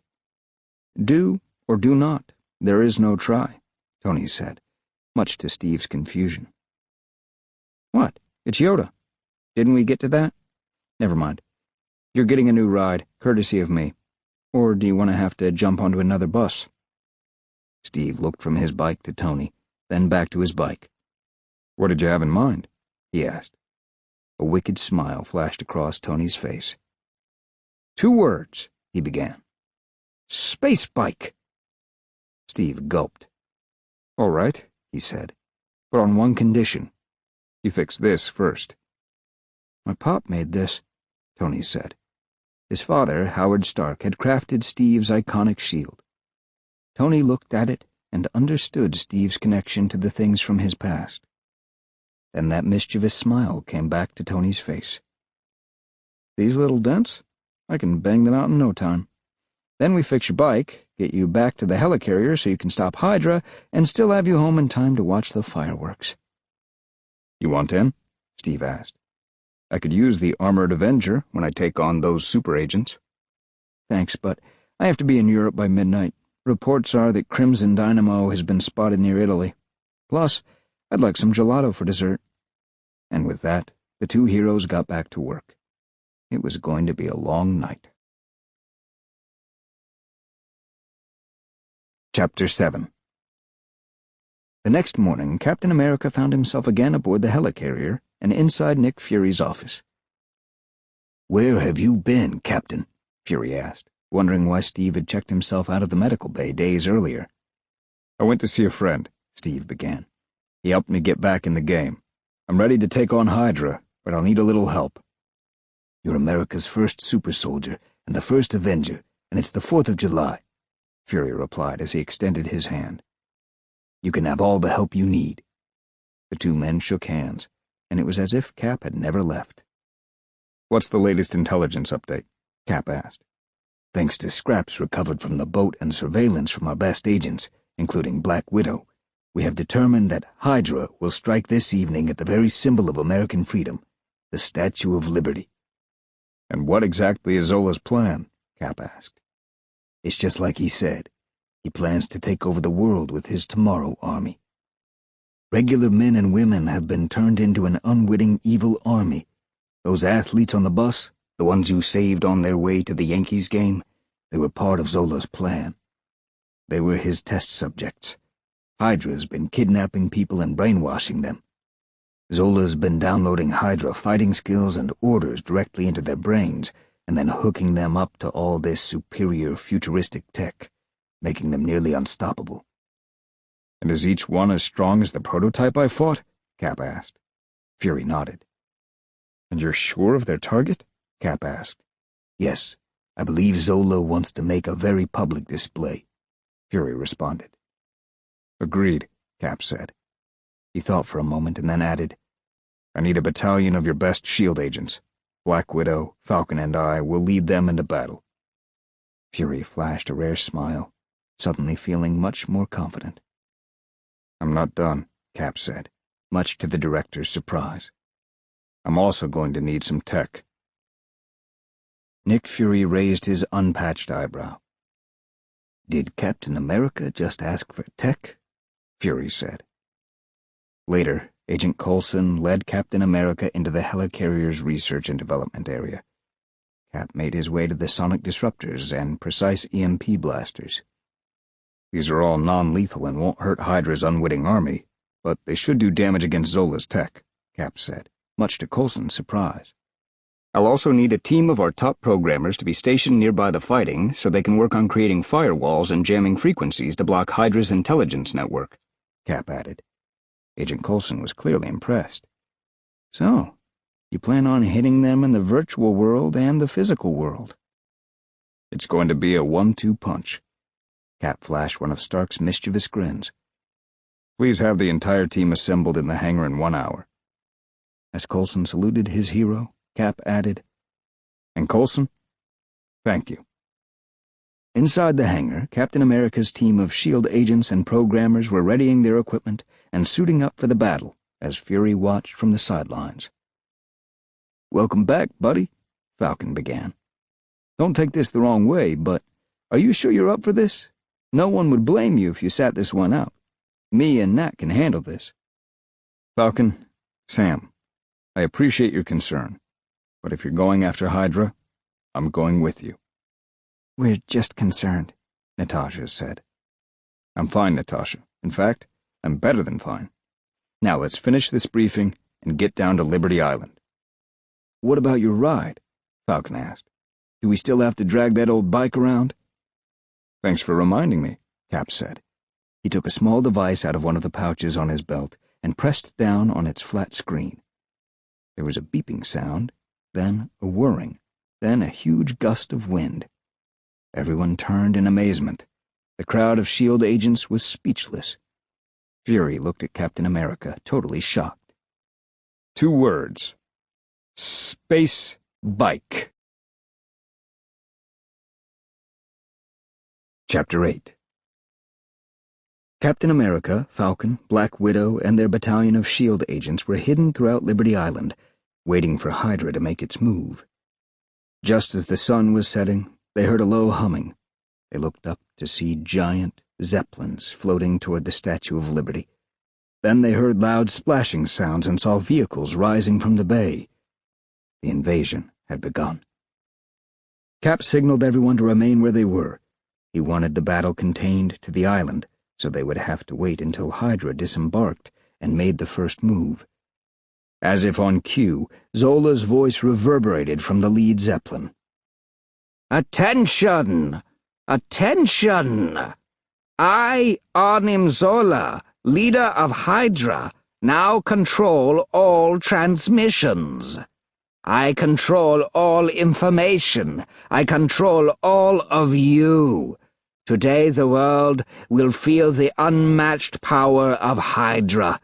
For too long we have stayed hidden in the shadows. Now we will rise. Now Hydra and its Tomorrow Army will take its rightful place at the head of the world. In response, the Hydra soldiers and the brainwashed Tomorrow Army threw their arms into the air and yelled, "Hail, Hydra!" Cap gripped his shield and was ready to lead the attack when an eerie green wave of energy shot down from the Zeppelin at the statue's crown. "They're going to destroy the statue," Falcon said in a hushed, urgent tone. "No," Cap replied. "If they wanted to destroy it, they would have done that by now. Zola has something else in mind." "Look!" Black Widow shouted. The beams Zola had fired made the statue glow. Then it looked as if the statue was melting. Then, slowly, the statue began to change its shape. "They're using matter reorganizers. Not even Stark has that technology." The heroes looked on in horror as parts of the statue transformed before their very eyes. Zola melted the statue's head and spiked crown, then fired the ray again and molded them into a hideous, many-tentacled skull, the very symbol of Hydra. If you cut off one head, 2 more will grow. Hail Hydra! Zola's voice then boomed from above. Captain America stood horrified by this grotesque symbol of evil. For a split second, he felt utterly defeated.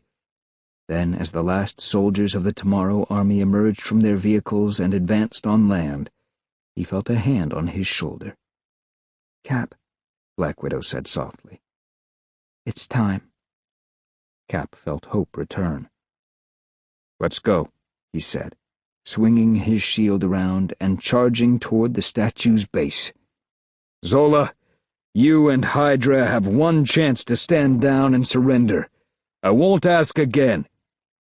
"Herr Captain, so soon recovered, I see," Zola said, as he leaned out of the Zeppelin's window and addressed the superhero. "Wunderbar! I had hoped you would attend the festivities and the invasion of your precious New York City." Zola pressed a button on his wrist gauntlet, and the Tomorrow Army's helmets flashed a brief red light. They had been upgraded with new instructions. "Commence the attack, and bring Captain America to Zola." The fight was on. In mere minutes, it was clear that Hydra had the upper hand. Cap radioed the SHIELD tech team stationed on a rooftop in Lower Manhattan, led by Coulson. "Coulson, report. Any chance of jamming their communication systems or knocking them out entirely?" "We're working on it, sir," Coulson replied. "Their signals are being scrambled, and we've been unable to pinpoint their exact frequency. I need 2 more minutes." "The battle might be over in 2 minutes," Cap yelled. "You have won." Cap went back to the battle and threw his shield as hard as he could. It bounced off 1, 2, 3 Tomorrow Army helmets, momentarily knocking soldiers down. Cap reached out to retrieve his shield, but it never returned. Instead, a bigger arm covered in wires and tech had the shield in its grasp. It was the original Hydra super agent. "I know you've already met my prototype soldier, or as we call him, Hydra Prime," Zola said with sinister glee. "This will be your last meeting, Herr Captain." Then Zola addressed Hydra Prime. "Finish them," Zola commanded. Hydra Prime nodded and advanced toward Captain America. "Didn't take my advice the first time we met, "Hmm?" the villain asked, as he threw Cap's shield to the ground. "Bring it on, pal," Cap said through gritted teeth. It was time for a rematch. Chapter 9. Hydra Prime's fist slammed into Captain America's jaw. Crack! Whoomp! Captain America delivered a powerful kick to Hydra Prime's ribs. As the 2 men continued their knockdown, drag-out fight, Arnim Zola grabbed a rope and descended from his Zeppelin onto the Statue of Liberty, where Hydra agents were connecting the techno-disruptor to the opposite side of the transformed face. Zola cackled. "Soon Lady Liberty will be singing out of the other side of her mouth that I am her rightful leader." Back on the ground, Cap was out of breath and in pain. He had managed to grab his shield, but he was still losing. "You are weak, Captain," Hydra Prime taunted. "You cannot defeat me alone." "You're so right," Cap said, as he clicked on a small homing device from one of his pouches. "That's why I won't repeat the same mistake I made last time. This time, I'm not alone." Within seconds, Falcon and Black Widow sprang into action. Falcon soared toward Hydra Prime as fast as he could, but Hydra Prime was faster. The 2 heroes collided and fell to the ground. Hydra Prime merely laughed. You will have to do better than that. Okay. How about this? Cap said, landing a right hook across Hydra Prime's face. Cap quickly turned and regrouped with Falcon and Black Widow. You weren't kidding about this guy, Falcon said. What's our plan? Before Cap answered, he hurled his shield at Hydra Prime. It smashed into his chest and returned to Cap. Hydra Prime staggered back and roared in pain. Captain America had bought them a few seconds of planning. I'm his main target, Cap said. I'll provide cover. You two disable his tech, but do it quickly. I can't go another 12 rounds with this guy. Then Cap's eyes suddenly grew wide. That's it! He exclaimed. Boxing! Black Widow and Falcon looked at him, confused.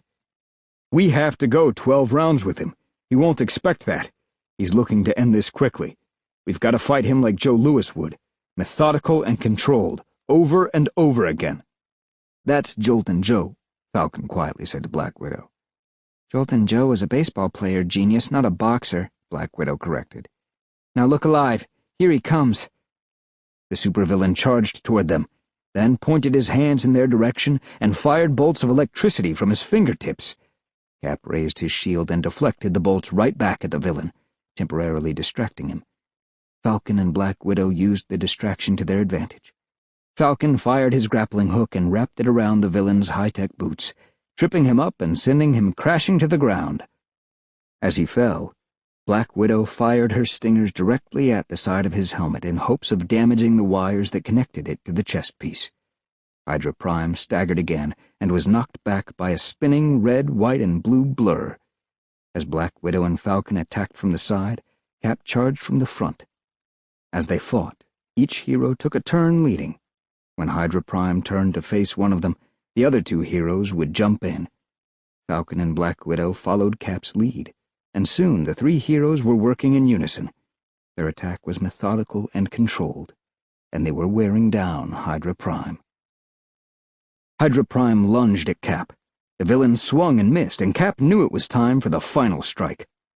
Captain America jumped on top of the villain and grabbed the now damaged wires tightly with both hands. Then, using every ounce of strength in his super-soldier body, he ripped them out. Hydra Prime let out a loud scream before collapsing to the ground, defeated. "You did it!" Falcon yelled to Cap. "We did it," Cap quickly corrected. "But it's not over yet. Zola's still standing. We have to stop him, and fast." "I can reach the top of the Statue of Liberty in 20 seconds, Falcon said, as he began to extend his hard-light wings. "Too slow," Cap replied, as he pressed a remote. His space bike streaked through the sky and then down toward the heroes. The first Avenger jumped in the air, grabbed the handlebars, and steered the bike straight up toward Zola. As Cap approached the crown, Zola quickly grabbed a gauntlet from one of his fallen Tomorrow Army soldiers and fired bolts of electricity toward Cap. Cap dove the flying motorcycle out of the way, then revved its engines and sped through an opening in the crown. He jumped off the hovering bike to face Zola. "Once again you are too late, Herr Captain. I have already won," Zola said, as the techno-disruptor next to them sprang to life. Just then, Cap heard a transmission from Coulson. "Cap, we've figured out Hydra's tech. We can shut it down and disable the Tomorrow Army." But energy waves had already begun to cascade from the device toward Manhattan. Slowly, all technology began to fail and shut down, including S.H.I.E.L.D.'s tech. Cap's flying motorcycle crashed to the ground with a loud thud. He had to destroy the techno-disruptor, now. Captain America advanced toward Zola, determined to stop him and the device. The villain cackled. "Fool! Your super-soldier strength is no match for my genius intellect. I control it all, Herr Captain, and he who controls technology controls the future." "And those who don't learn from the past are doomed to repeat it," Cap replied. He grabbed Zola and lifted him high above his head, throwing the Hydra leader through the air. Zola landed with a smash and fell back, sliding out of the crown. "Admirable, Herr Captain, but you have only slowed me down," the villain said. Cap ignored him and flung his shield. It whizzed across the crown and landed with a zing in the side of the techno-disruptor.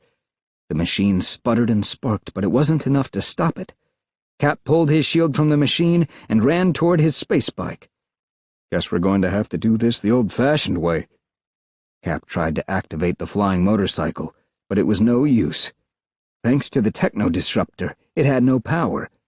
But Cap just grinned and flipped a switch. Pieces of his bike flew through the air. Beneath the high-tech exterior was a fully functioning old-school motorcycle. Cap grabbed a cable from the side of the bike and attached it to the machine. Then he jumped on the starter and revved the engine. Cap took a deep breath and gunned his bike, riding it, with the machine attached, straight off one of the tentacles. Cap, on the motorcycle with the machine still attached, flew high into the air, then started falling to the island below. "Need a hand?" It was Falcon. As he soared toward Cap, the first Avenger jumped off the bike.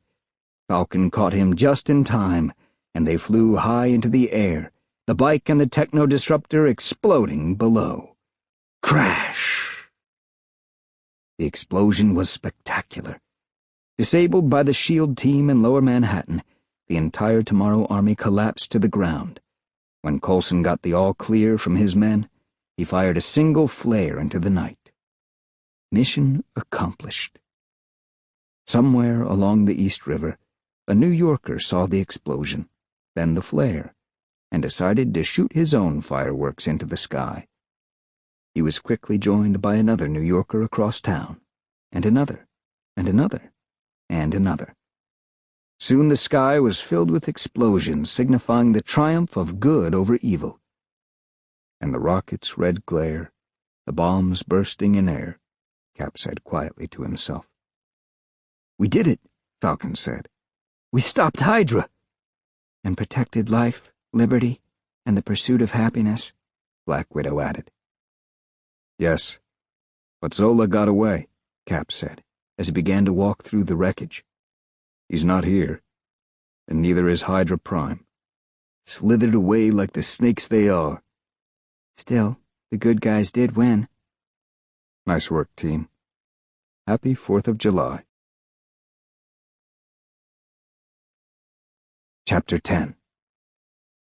The next morning, Steve Rogers woke up before his alarm. He got out of bed, stretched, and began his morning routine. He did his usual push-ups and sit-ups and soon began his morning run through Manhattan. Steve's body ached from the battle the night before, but he was happy. He had saved the day. As he ran, he looked around Times Square. One of the giant screens was broadcasting familiar footage. The news anchor announced, "Captain America saves New York." He ran downtown and stopped by Old Joe's for his morning paper, smiling at the headline. "Nice job," Old Joe said. "I gotta tell you, I was scared until I saw you on the scene." "I was scared too, Joe," Steve replied. Steve headed to the trendy coffee shop and went inside. Everyone was talking to each other about what had happened the night before. Some were huddled around cell phones, looking at pictures of the battle, and others were sitting at tables deep in conversation. But they were all connected, all bound by the same unbelievable events that had happened on the 4th of July. Steve stepped to the counter and saw the kid from the last time he had been there. Much to Steve's surprise, the kid remembered him. "Hey, Cup of Joe, Black, right?" Steve nodded. "Coming right up, Cap."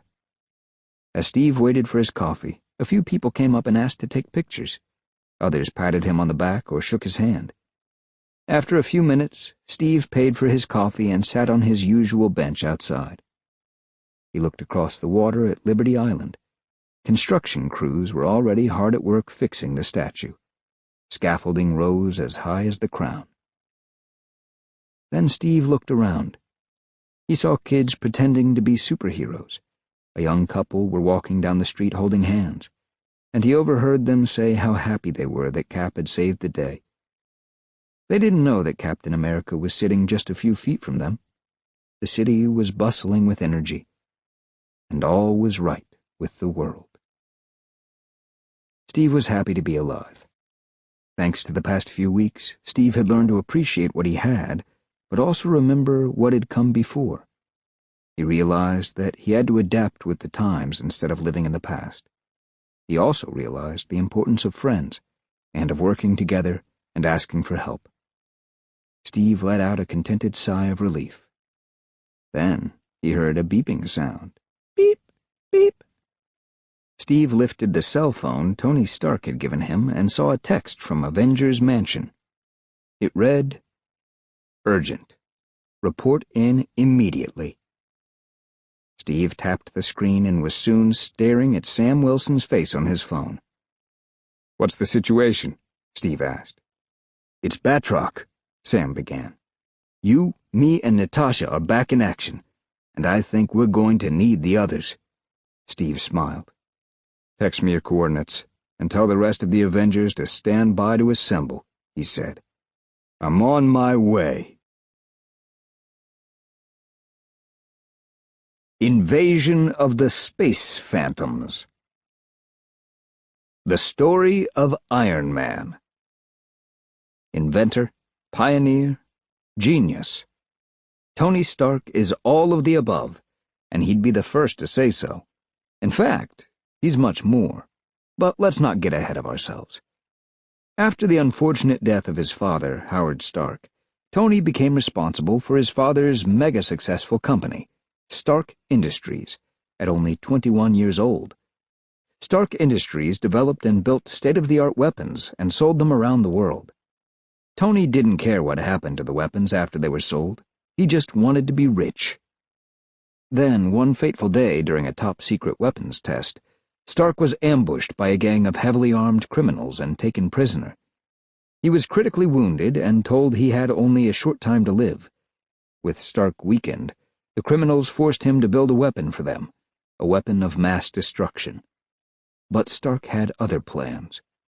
He forged an incredible suit of armor and a miniature arc reactor to power it and keep his heart beating. With his new arsenal, Stark defeated the criminals and escaped. He vowed from that day forward that he would use his scientific knowledge to help people all over the world. He upgraded the suit of armor and became the invincible Iron Man. Iron Man joined Black Widow, Captain America, Hawkeye, the Hulk, and Thor to form the Avengers, a team of Earth's mightiest heroes dedicated to saving the world.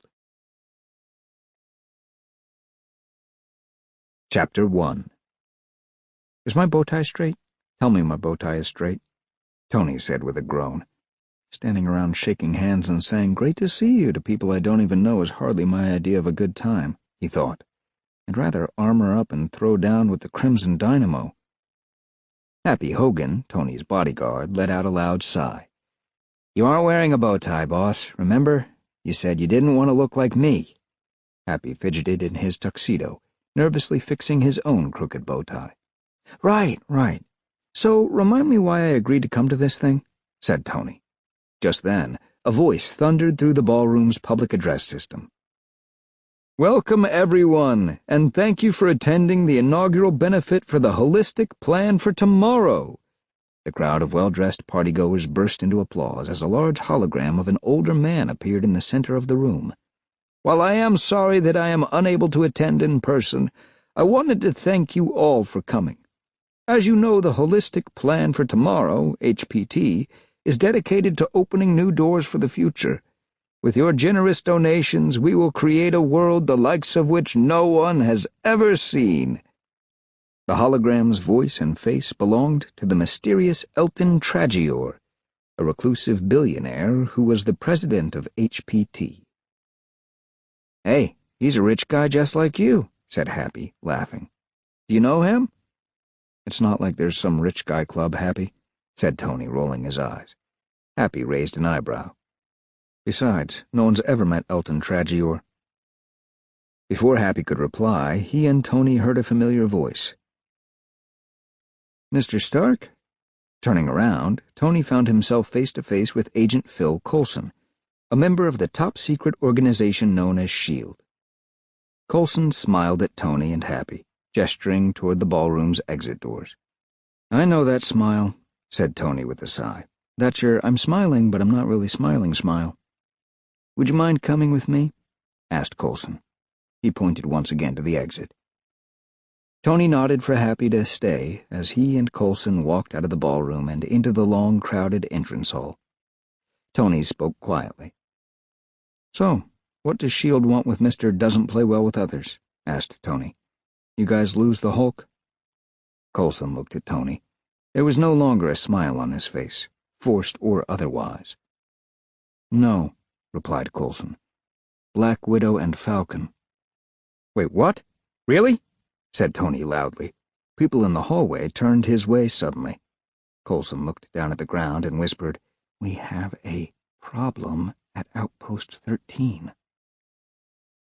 To the public, it was known as U.S. Science Foundation Outpost 13. The scientists there, tucked away in the wastelands of Antarctica, claimed to be studying astronomy and surveying the vast shelves of ice. In reality, Outpost 13 was home to an ultra-secret S.H.I.E.L.D. research lab, and that research lab was currently testing a marvelous new device invented by Tony Stark. "Define problem," said Tony, his curiosity piqued. "We hadn't received a transmission from Outpost 13 in over a week, but then one came. They kept repeating the words, 'monster' and 'help.' Director Fury sent Black Widow and Falcon to investigate, but we haven't heard from either of them in 48 hours. Tony stared at Coulson. Falcon and Black Widow were his friends. They were also forces to be reckoned with.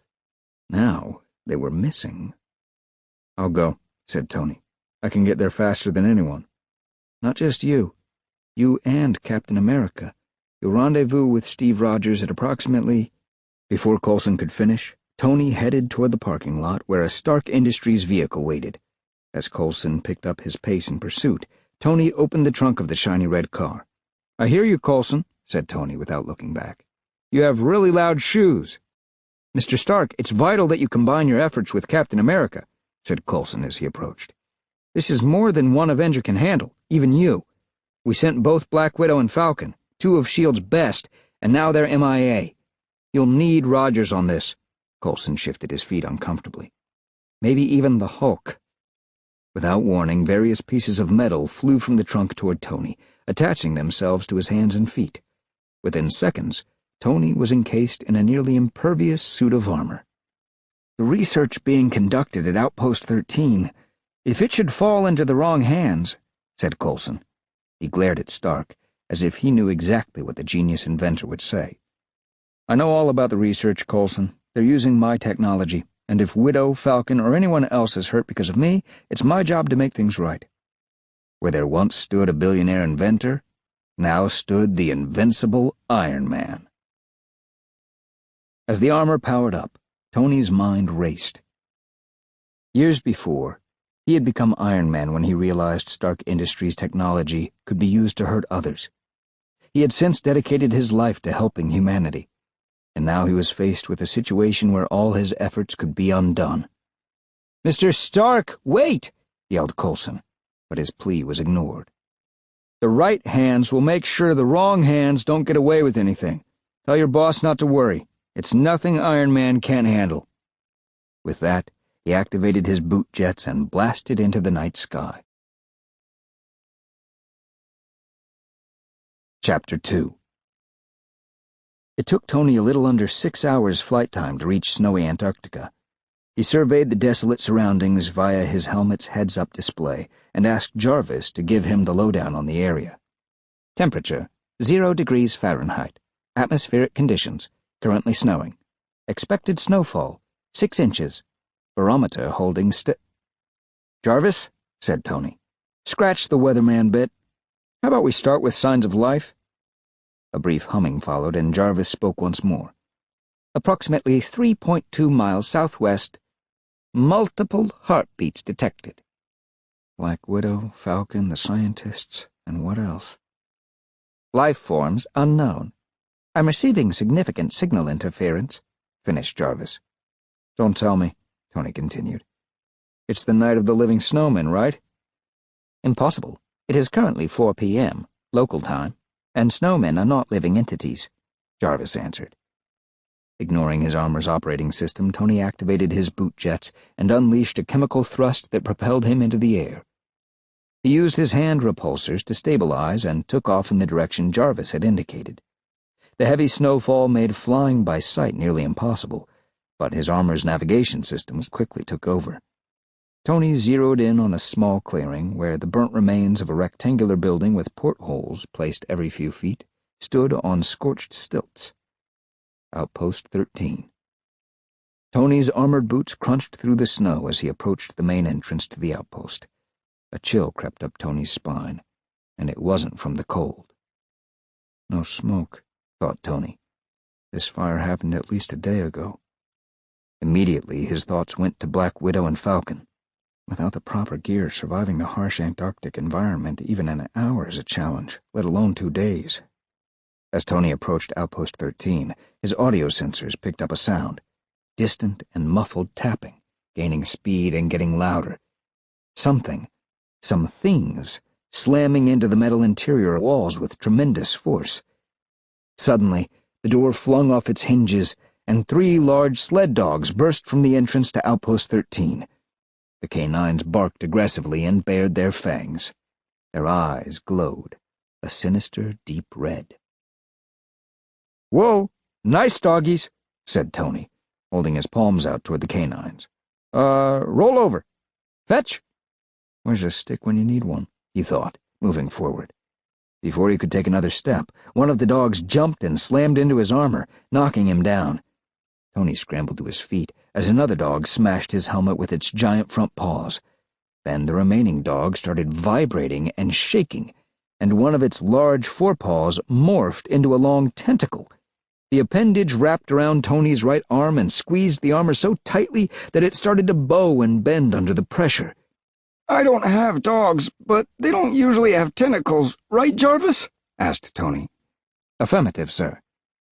At the speed of light, Tony sent a volley of repulsor blasts from his wrist gauntlets in all directions, causing 2 of the dogs to scatter behind the outpost, howling. Meanwhile, the 3rd dog continued to squeeze Tony's right arm with its snake-like appendage. "You can let go any time you want," said Tony, as he held his left gauntlet right above the dog's limb and emitted a controlled repulsor burst from his palm. The dog let out a shrill squeal and uncoiled its tentacle from Tony's arm. I'm beginning to see why Coulson was so worried, Tony thought, if this is just the welcoming committee. The canines continued to change shape, growing in mass until they were nearly 3 times their original size, with 8 tentacles each. They were greenish-yellow in color, with glowing red eyes, and their mouths had barbed, tongue-like projections. As Tony struggled with his foes, he caught a fleeting look at a face gazing out from one of the outpost portholes. Then another. He looked again, and they were gone. Tony was only minutes into the mission, and the situation was deteriorating rapidly. Dogs that evolved into weird octopus creatures? He worried that these were the threats Black Widow and Falcon had faced, and could those faces he'd seen belong to some of the missing scientists? The questions were piling up. Thinking fast, Tony fired rapid repulsor bursts at the ice mounds the creatures were using as protection, causing them to dive out of the way. Next, he fired a blast at a metallic cylinder that extended from Outpost 13 into the ice below, ripping open an Iron Man-size hole. Then he activated his boot jets, thrust himself past the beasts, and soared into the cylinder. "And the finishing touch," said Tony, as a brilliant blast of heat issued from his armor's unibeam, sealing the cylinder from the inside. This was either a really good idea or a terribly bad one, he said with a laugh. He proceeded through the cylinder and into the darkness below, alone. Chapter 3. Iron Man landed at the bottom of the metallic cylinder and found an opening that led to a hallway of corrugated metal. Dim yellow lights dotted either side of the hallway. "Jarvis, those things back there, any idea what they were?" said Tony as he entered the below-freezing hallway. "Scanning database. Result: negative. It must be something we haven't encountered yet," replied Jarvis. "It must be," said Tony, sighing heavily, as he continued down the hallway. He reached a door with a sign above it that read, Van Wall Research Center. Curious, he entered. using his helmet's visual scanners to assess the large room. Heavy machinery lined the walls, and a bank of computers that rivaled anything on the SHIELD helicarrier stood in the middle. The scanners revealed energy wavelengths that were familiar to him. As Tony walked toward the computers, Jarvis blared in his ears. "Life form detected." Whirling around, Tony zeroed in on a metal storage unit in a far corner. He was getting a little tired of this game of hide-and-seek. "Whoever's in that cabinet can come on out," called Tony. "It'll save us both some time." The cabinet door whipped open, and out staggered a frumpy, middle-aged man. "Iron Man!" he said, running toward the armored Avenger. Iron Man steadied the man, bracing his shoulders with both hands. Tony decided to slide his metal visor back, revealing his face. "Take it easy, Dr. Blair," said Tony as he read the badge on the man's lab coat. "Where are the missing scientists? Where—" Blair grabbed Iron Man's wrist, tugging him in the opposite direction. "I'm the only one! We need to leave now!" "You're safe, Dr. Blair," said Tony, trying his best to sound reassuring. "I need some answers. Where is everyone? What were you working on?" The doctor wrung his hands nervously, sweating profusely. Our research," he stammered. "The cosmic bridge generator." "A portal," interrupted Tony, "to another unseen dimension. A way of harnessing extraterrestrial power sources for the benefit of everyone on Earth." Blair nodded. "The first test knocked out our communications. We spent days trying to get them up and running. That's when Black Widow and Falcon arrived. Without warning, they attacked us." Jarvis suddenly spoke in Tony's ear. "I am detecting a rise in Dr. Blair's blood pressure and heart rate." He's lying, thought Tony. Why would Black Widow and Falcon respond to the distress call only to turn around and attack a bunch of scientists? Something's not right. Suddenly, a blast of energy hit Tony squarely in the chest plate, knocking him off balance. A glance at the doorway revealed the source of the attack. Black Widow. It must have been Tony's imagination, but she seemed so angry her eyes glowed red. Swooping in above her came Falcon. "Falcon! Black Widow!" Tony faced his teammates. "Coulson's been looking everywhere for you two. What is going on here?" "Ease up, it's me!" Without a word, Widow fired more bursts from the Widow's bite gauntlets she wore on her wrists. Intense electric bolts attacked Tony's armor. Various internal alarms sounded, and Tony glanced at his helmet's heads-up display. "Power cell A compromised?" "That can't be good," said Tony, as he crouched in a defensive posture. "I just had this suit polished," Tony shouted at Black Widow. His faceplate slid into place, forming the visage of Iron Man. Black Widow said nothing, keeping her glare and her gauntlets trained on him. Falcon's shadow circled them. "I thought we were fighting on the same team, or am I wrong about that?" Iron Man said, trying to reason with them. But he was met with only an eerie silence and red eyes. Those piercing red eyes. It's like they're not themselves. Black Widow and Falcon would never attack a friend like this. What happened? Or what happened to them? "Get behind me, Doc," shouted Iron Man. The room seemed to spin as Black Widow and Falcon circled Iron Man and Dr. Blair. Tony took a big gulp. It's nothing Iron Man can't handle. Me and my big mouth. Where's Cap when you need him? Chapter 4. In the confines of the Van Wall Research Center, Tony was at a disadvantage. Between Black Widow's blasts and Falcon's swooping, circling, and smashing, Tony was getting crushed. Just as he'd right himself, he'd be hit with another attack. The ceiling was high, but not high enough for powered flight. Falcon could glide, so he had the tactical advantage. Black Widow used her expert acrobatics and leapt across the enormous machines that lined the walls. Tony just couldn't match the speed and agility of Black Widow or Falcon. On top of that, the only way he could defend himself was to hurt his friends. But what kind of friends attacked their own?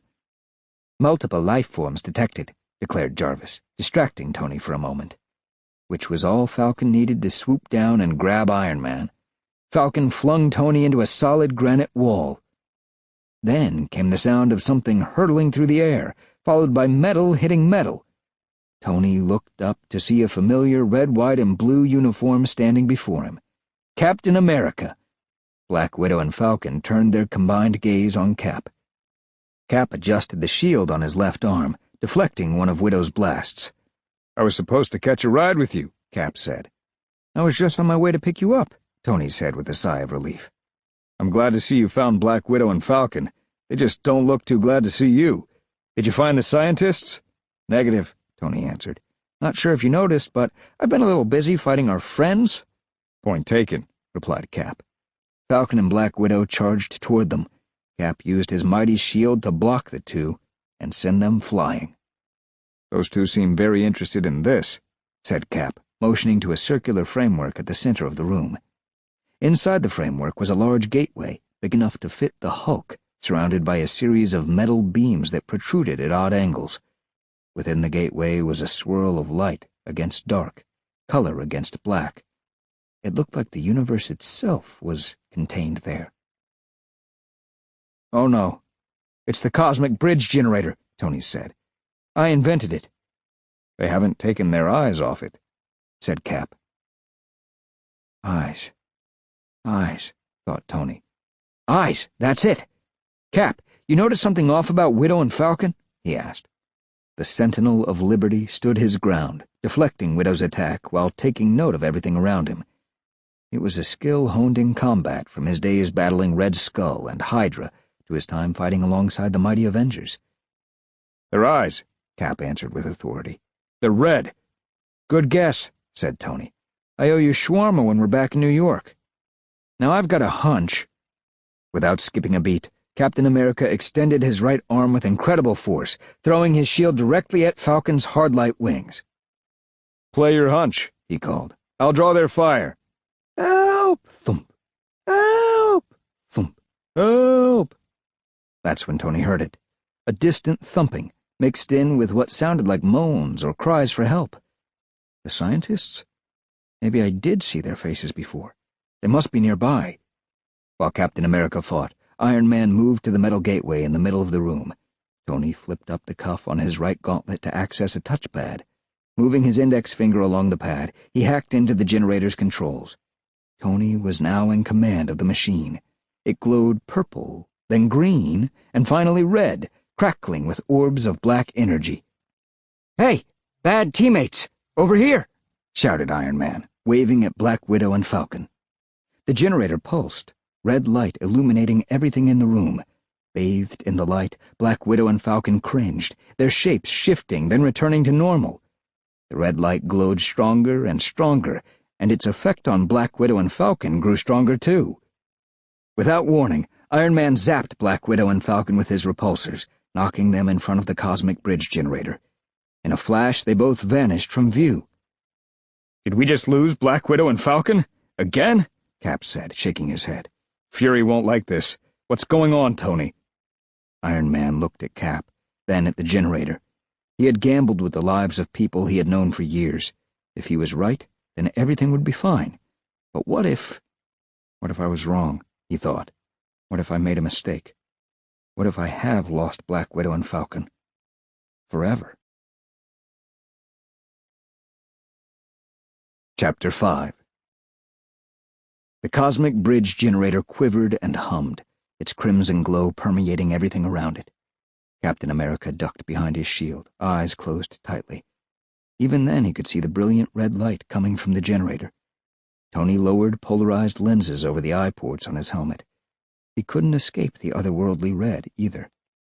"There," said Iron Man, as he tapped a sequence into the keypad on his right gauntlet. He sounded more confident than he felt.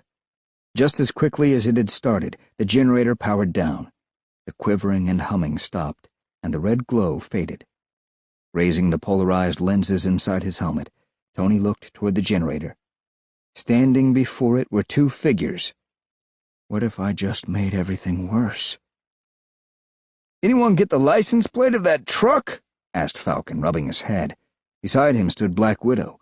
Both heroes looked stunned, unsure of their surroundings. "You guys all right?" asked Iron Man as he turned to face Widow. He was relieved to see that her eyes were back to normal. Tony Stark raised his visor and grinned. That was close.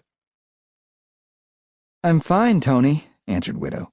"I just can't remember anything that happened since we arrived at Outpost 13 and were attacked." Falcon nodded. Last thing I remember is entering Outpost 13. We were ambushed by a beast with lots of long, slimy arms. Then there was a flash of red, and the next minute, wham! Here we are. Someone activated the generator, and it knocked you guys out and sucked you inside, into another dimension, Tony explained. The Falcon and Black Widow who attacked me and Cap? Doppelgangers. Duplicates. Imitations. The heroes swiveled their heads in unison as they heard the generator hum back to life. Standing in the breached wall was Dr. Blair, looking panicked. He was moving his finger over a device that resembled a wristwatch. "Can you shut that down, Doc?" groaned Tony. "We've had enough fun with this doohickey today." "You have to stop them, Iron Man," blurted Dr. Blair, sounding hysterical. "Those two destroyed Outpost 13. They captured all the S.H.I.E.L.D. scientists." "Who's this quack?" asked Falcon, jerking a thumb at the doctor. Black Widow studied Dr. Blair carefully. "I've never seen you before," she said warily. Dr. Blair looked at Tony, shaking his head. "Don't trust them, Iron Man. They were so quick to turn on us before, so ready to attack. What if they do it again?" He slowly started walking toward Tony. "Take a deep breath, Doc," said Tony. The doctor eyed Black Widow and Falcon with suspicion. "You have to destroy them, Iron Man, while we still can." "Doc, you really need to relax. The Black Widow and Falcon we were fighting before were imitations. These are the real deal." "Yes, they are," grunted Dr. Blair. Blair's arm suddenly turned into a tentacle and grabbed Iron Man, smacking him to the ground. The appendage dripped with thick slime and left a sticky green residue on everything it touched. Wrapping around Iron Man's helmet, the tentacle began to squeeze tighter and tighter. As Tony struggled to free himself, the Avengers raced to his side. More tentacles exploded from Blair's body and snaked out in all directions, stopping the heroes dead in their tracks. Unleashing two repulsor blasts that hit Blair in the stomach, Iron Man knocked the doctor back into the massive machinery. Blair eased his grip just enough for Tony to escape. Dr. Blair's shape began to swell and deform like a marshmallow in a microwave oven. The mass reformed until it was a large yellow-green blob with 8 long appendages. Its eyes glowed red with hate.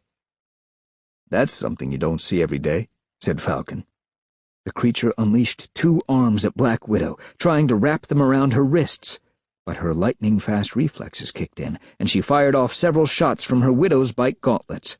The electric bolts hit the creature and scorched its tentacles.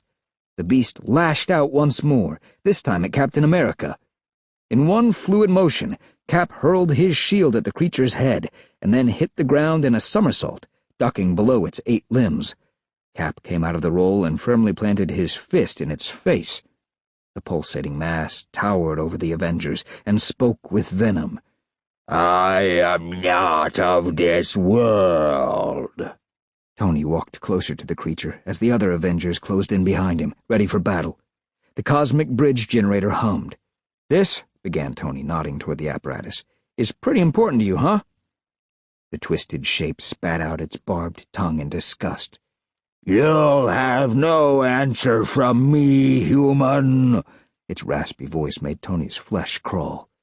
"Fair enough," Tony concluded, then whirled around and blasted the generator to pieces with his repulsors. Captain America hurled his shield, smashing the flying debris. As Tony's visor slid into place, Iron Man and the creature continued their face-off. The creature smiled. "Do you think that is it?" it hissed. "We are great in number, human. Even as I speak, we near the completion of a new cosmic bridge generator large enough to bring all of my kind to this pitiful speck of a planet. We will destroy anything in our way." Chapter 6. The room fell silent. The Avengers stared at the monster before them. No one said anything, but Tony knew what they were thinking. If he hadn't invented the cosmic bridge generator, Tony and his teammates wouldn't be staring down the barrel of the end of the world. "I created the generator to do good," Tony thought. "Now it's being turned into something terrible. All right, Mr. Guy who can fix anything. How do you fix this?" Before he could continue his thoughts, Tony heard a banging sound once more, and what could have been a muffled cry for help. "The S.H.I.E.L.D. scientists!" Tony finally pieced together what had happened at Outpost 13.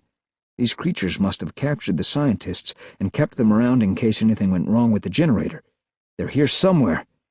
Tony turned to Black Widow and Falcon, and with a nod motioned them to the slimy yellow-green beast's side. Mind telling us what that sound is, Gruesome? I'm betting it's the missing S.H.I.E.L.D. scientists. Be a good little monster and show us where they are. It matters little, sneered the creature, as it folded two of its tentacles together. You cannot stop us. Yeah, said Falcon. We've heard that one before. Black Widow and Falcon grabbed the hideous monster and pushed it into the hallway outside, demanding that it lead them toward the captured scientists. Iron Man stared at the smoldering ruins of the generator. The more I think about it, there was no way the scientists and that creature could pull this off alone, he mused. They had to have had help. Someone good at psi-crime, maybe. Psi-crime, said Cap, puzzled. Short for science crime. Word games like that keep my mind. Tony trailed off. Cap looked at his friend and tilted his head.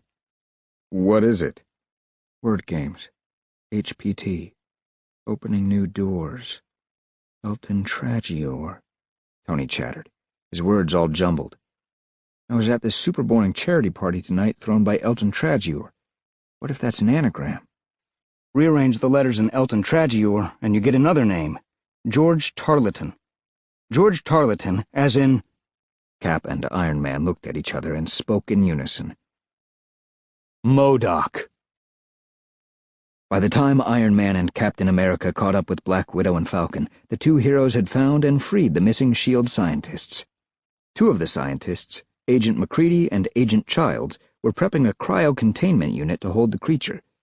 The unit, a sleek translucent tube with metal caps, would keep its occupant in a state of suspended animation, alive, asleep, and unable to do any damage. The monster fixed its eyes on Agents Childs and MacReady. Tony approached from behind and opened his chest unibeam, which unleashed a blast that knocked the monster into the cryo-containment unit. The creature bounced back immediately, and Tony gulped. No one gets up from a full unibeam hit that fast, not even Thor. Pathetic earthling. Nothing you do can stop us. Nothing. Childs, MacReady, get this thing out of here, said Tony. With pleasure, Childs replied, as she activated the cryo-containment unit. With a whoosh, the unit sealed itself, flash freezing the monster inside. Anti-gravity discs beneath the unit turned on, and the capsule hovered just above the floor. One alien on ice ready for transport, said MacReady. He and Childs gave the unit a push and slowly maneuvered it out the door. Tony's mind turned to MODOK. The villain never worked alone. AIM and MODOK, two of Iron Man's oldest enemies. AIM, Advanced Idea Mechanics, was a criminal organization that used science for evil. It was that science that had transformed a lowly AIM agent named George Tarleton into MODOK. He had then turned the tables on AIM, using his superintelligent brain to take over the organization. MODOK's mind powers could be deadly, and everyone knew it. The AIM agents obeyed his every order. Luckily, sensitive scanners in Iron Man's armor could locate MODOK's energy signature and track him anywhere. Tony paused and looked down at his armor-covered hands, the brilliant crimson gloves that could forge reality from dreams. But dreams could become nightmares. An unfamiliar feeling seized him. Guilt. I invented the generator, and now the bad guys are going to use it to mess with the Earth. This is all my fault. I have to fix this mess myself. All right, people, Cap ordered. We need a battle plan and... Plan whatever you want, said Tony, cutting off Captain America. I'm taking MODOK down. Now. This is too big for any one of us, Tony. The high-pitched whine of Iron Man's boot jets kicked in, and Cap jumped back. He yelled over the sound of chemical thrust. You can't defeat MODOK by yourself! But Tony wasn't listening. The armored Avenger blasted off, arms outstretched, and used his repulsors to smash through the roof above. Iron Man was gone. Chapter 7. ETA, Jarvis? asked Tony, sweating inside his armor despite the temperature control. "Estimated time of arrival, 3 minutes, 3 seconds, Jarvis replied. Tony checked his visual scanners as he skimmed the surface of the Atlantic Ocean, low enough to evade any AIM radar. Almost as if on cue, AIM Island appeared on the horizon. "Let's go for a swim, Jarvis," said Tony. In response, Jarvis immediately prepped the armor for underwater maneuvers. All openings were sealed, carbon dioxide exhaust ports were activated. Tony plunged into the ocean. Why did I snap a cap back there, he thought. Tiny caterpillar drives, silent engines, turned in Tony's boots, propelling him toward AIM Island with stunning speed. In the quiet ocean void, Tony gave himself over to his thoughts. I wasn't angry with him. I was angry with myself. None of this is his fault. If I hadn't built the generator in the first place, those aliens wouldn't be trying to take over the Earth, and MODOK and AIM wouldn't be helping them. Once again, Tony was overwhelmed with guilt. How could he continue to invent advanced technologies, but also guarantee they would be used only for good and not evil? To help others, not hurt them. He checked his oxygen supply. 85%. So far, so good. The armor's motion detectors revealed 3 objects circling in the distance. Sharks, maybe? But Jarvis hadn't detected any life forms. Robot sharks, I bet. Of course AIM would have robot sharks. Why didn't I listen to Cap instead of running off on my own? Tony activated his armor's underwater countermeasures, and several small robotic beacons ejected from his shoulder launcher. Each mimicked the sounds of Tony's armor and drew 2 of the robot sharks away. The third shark was hungry for metal. It attacked Tony from below and almost swallowed him whole. The metal teeth ground against his armor, and his suit began to fizzle and cave in on him. Tony quickly grabbed the robotic jaws and activated his elbow thrusters, tearing the metal mouth in 2. Really? Tony thought. I almost bit the bullet because of a robo-fish? He rocketed like a torpedo toward his destination. Beneath the ocean, AIM Island looked like a large geodesic dome constructed of foreign materials. Nothing like the islands Tony was used to vacationing at. This is where Cap would say, "We need a plan, we need to act as a team," thought Tony. And here I am with neither. Well done, Stark. Well done. Okay, Tony said to himself. Time to make a door. They kind of give me the creeps, said the AIM agent with a shudder. She stood with another agent at the door of a large control room. Shh, the second agent replied softly. Don't let the boss hear you talking like that. Zack! The wall ripped open, torn apart by a massive repulsor blast. In rushed a torrent of seawater and, along with it, Iron Man. The agents were knocked unconscious. An alarm wailed for only a second before it was silenced by Iron Man's repulsor. Let's hope I didn't wake anybody up, he thought. Within minutes, the wall had resealed, leaving no sign of Iron Man's entrance. Self-healing polymer walls, said Tony. We'll have to look into those for Stark Tower. Save a fortune every time the Hulk busts a wall. Iron Man was inside AIM's hidden base in a twisting corridor. Activating his boot jets, Tony took off, continuing to follow MODOK's energy signature. The master control room is enormous, Tony thought. He was up in an air shaft, looking down at the room through a grate. He saw an assembly of AIM agents, all armed, surrounding an enormous duplicate cosmic bridge generator. "You are too cautious," said a spine-chilling voice. "And you are not cautious enough," came the reply, silencing everyone in the room. Tony took a second to place the first voice, but he knew the second one. MODOK. Iron Man smirked. He was confident he had the element of surprise. He prepared to blast through the grate, but before he could act, an explosion struck Tony's hiding spot. He fell to the floor of the master control room hard. "You're late, Iron Man," MODOK intoned. He almost sounded bored. "I expected you approximately 34 seconds ago." Iron Man righted himself and was greeted by the army of AIM agents. Floating beside them in his hover chair was MODOK.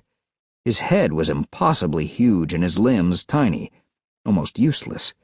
In the center of his vast forehead was a glowing beam, the source of his immense psionic powers. "I would have been here sooner, but the traffic was terrible," Tony joked. He tried to sound like his usual devil-may-care self, but the odds were against him.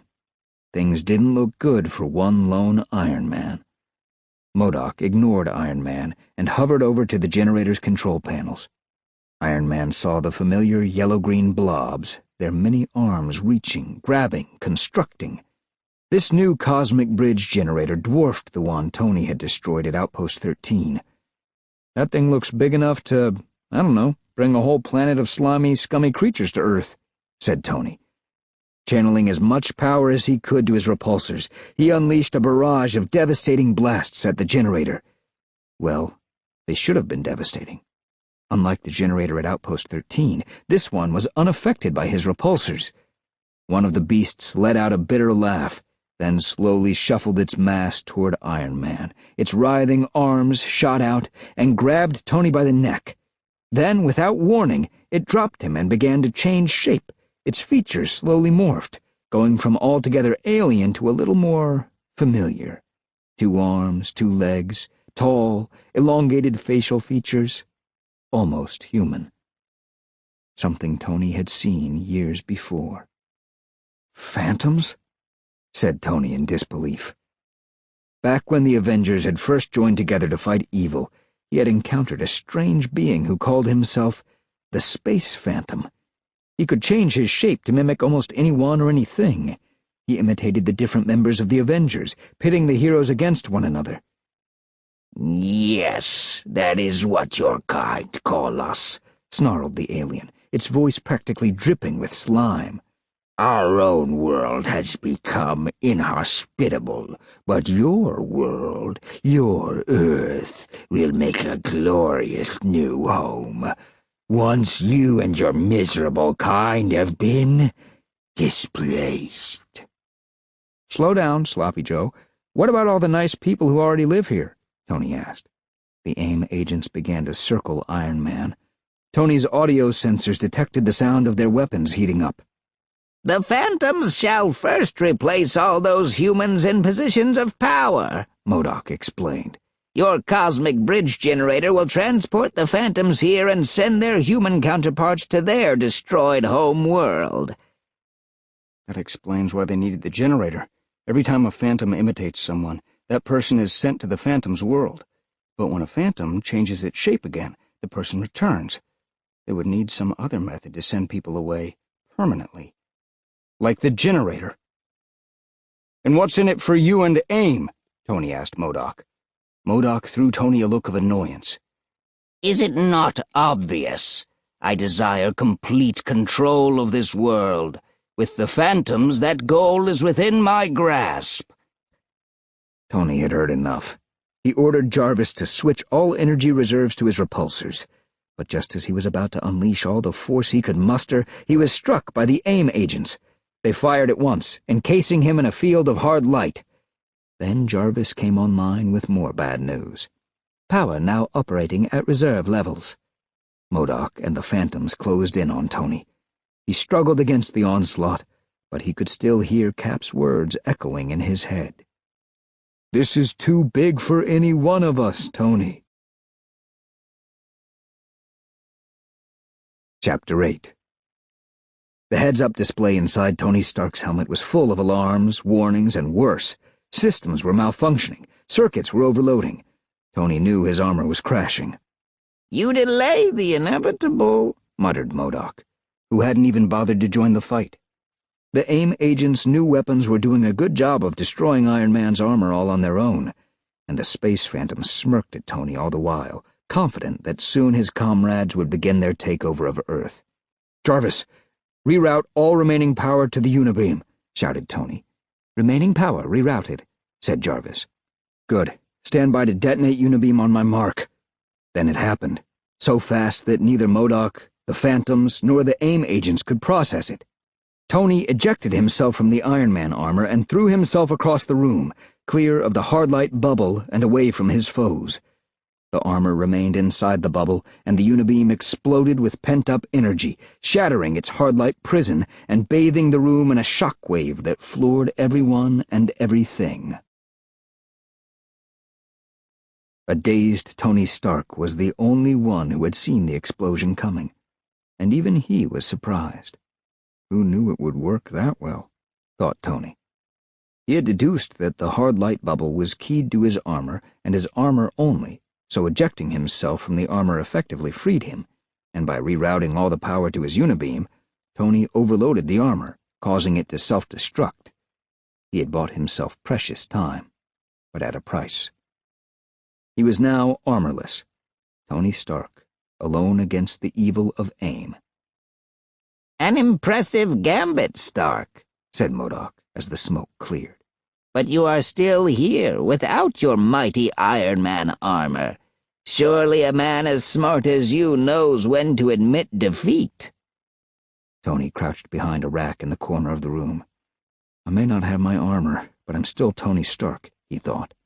And the day I let a bunch of beekeepers, goofy aliens, and a giant head stop me will be the day I can't memorize pi to 70,000 places. "Show yourself, Stark," called MODOK. "It is hopeless.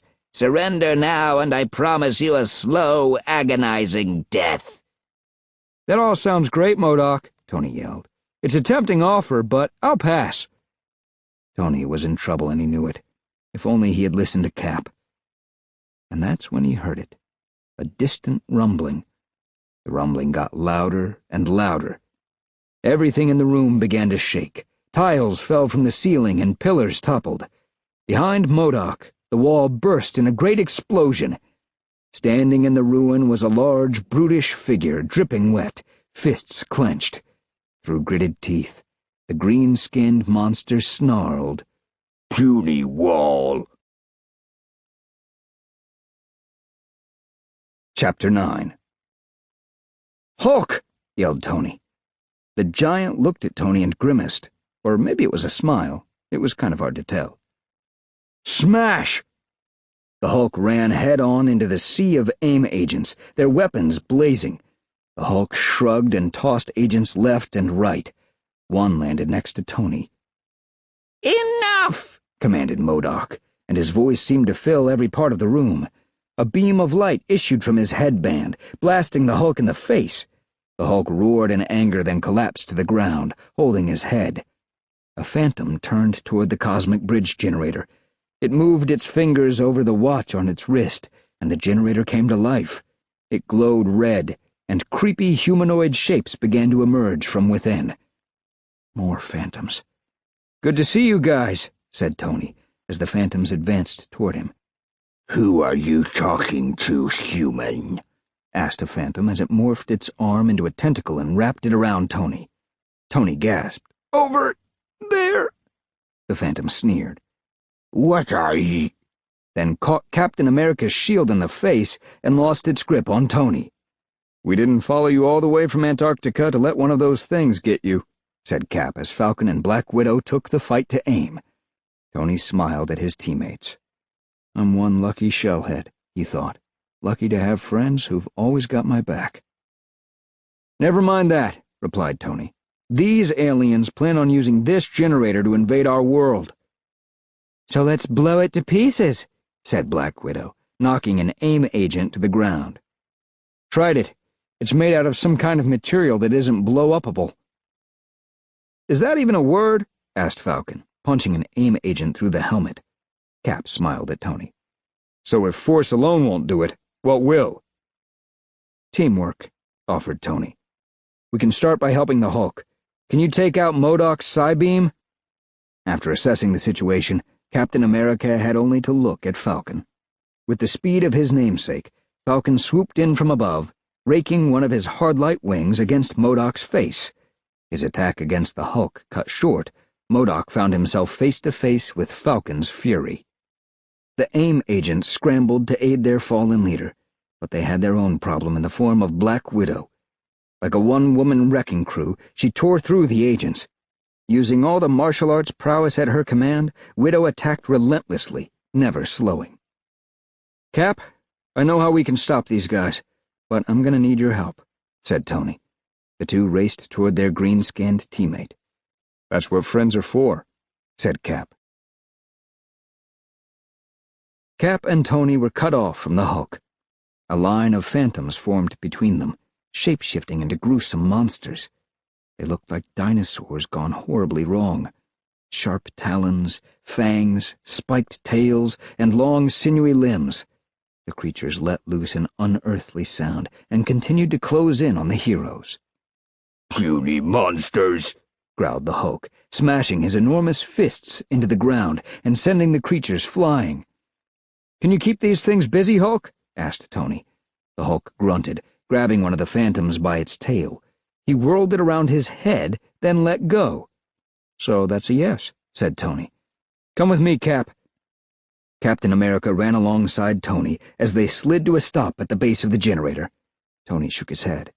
The generator can transport things from the Phantom's homeworld to Earth and vice versa. But what happens if we program the generator to transport itself? "I give up," Cap said. "What happens?" "I don't know," replied Tony. "But I'll bet you a brand new space bike the Phantoms will hate it." A no-holds-barred brawl raged in AIM headquarters. MODOK tried in vain to hit Falcon with his psi beam as the winged hero circled above. Black Widow continued her assault against the AIM agents. There were only a few left standing at that point. Meanwhile, the Hulk smashed monster after monster. "I'll need you to throw your shield into the generator on my mark," shouted Tony. Cap just looked at him. "Don't worry, you'll get it back." The Star-Spangled Avenger moved like a red, white, and blue blur, knocking back the alien invaders. "Whatever you're going to do it fast." Tony's fingers raced along the generator's controls. Just a few seconds, thought Tony. Just a few seconds. "Now!" cried Tony, and Cap hurled his shield into the cosmic bridge generator just as the giant machine hummed to life. The shield hit the crackling red energy, and the entire room glowed red. As the red veil lifted from the room, Tony Stark looked around. He saw Cap's shield resting on the floor. The generator was gone, and along with it, every last trace of the Phantoms. And MODOK, too. All that remained were the Avengers and the defeated agents of AIM.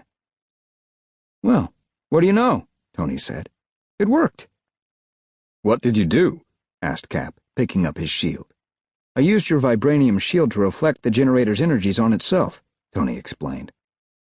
"The generator has transported itself, along with the Phantoms and MODOK, somewhere in space and time." Chapter 10. A few hours later, Tony Stark and Steve Rogers found themselves in an elevator aboard the SHIELD helicarrier. As the doors to the helicarrier bridge opened, Tony and Steve walked inside. As usual, the place was buzzing with activity. Standing in the middle of it all was Nick Fury, the director of SHIELD. "What happened to my cosmic bridge generator, Stark?" Fury fumed. "Hi, Nick. How was your day?" Tony replied. Fury just stared at him. "Technically, it's my generator. I made it," said Tony. "Since nobody could play with it nicely, I did the responsible thing. I took my ball and went home, so to speak." "You're just lucky you stopped another alien invasion," Fury responded, turning his attention back to the bridge. "Otherwise, I might be mad. Plus, you saved all of those brainwashed scientists." At first, those scientists were creepy, but they were actually an impressive bunch. Oh, and I hate to correct you again, but I didn't stop another alien invasion and save Earth. We did. You know, teamwork, Tony said. "Go make yourself useful, Stark," said Fury with his back to Tony. And though Tony couldn't see it, Nick Fury smiled. Tony took in the view from the SHIELD helicarrier's observation deck. He could see all of New York City. Among the skyscrapers he saw Stark Tower. Home. Amazing, thought Tony. All of this would have been ruled by a bunch of pointy-headed aliens because I had to do everything on my own. Without the Avengers, my invention could have wiped out our planet. Is this a party of one, or can I join you? Steve Rogers stood in the entranceway to the observation deck. Tony nodded at his friend and motioned for him to come in. Definitely. I think that party of one thing is played out. We got lucky today, said Steve. We saved everyone at Outpost 13, and S.H.I.E.L.D. has taken the AIM agents into custody. All that, and we sent MODOK and an army of evil aliens packing. MODOK will be back. He always comes back, said Tony softly. He looked out at the city and folded his arms. We would have been luckier if I had listened to you and Coulson. Steve grinned warmly. It never hurts to have a plan, and friends to make it happen. You know, Rogers, if this superhero thing doesn't work out, you could make a lot of money writing greeting cards, Tony said with a laugh. It sounded lame, but Steve was right. Some problems couldn't be solved by Iron Man alone, no matter how many repulsor blasts he fired. Maybe flying solo wasn't always the solution. Tony was part of a team, the mighty Avengers. He had their backs, and they had his.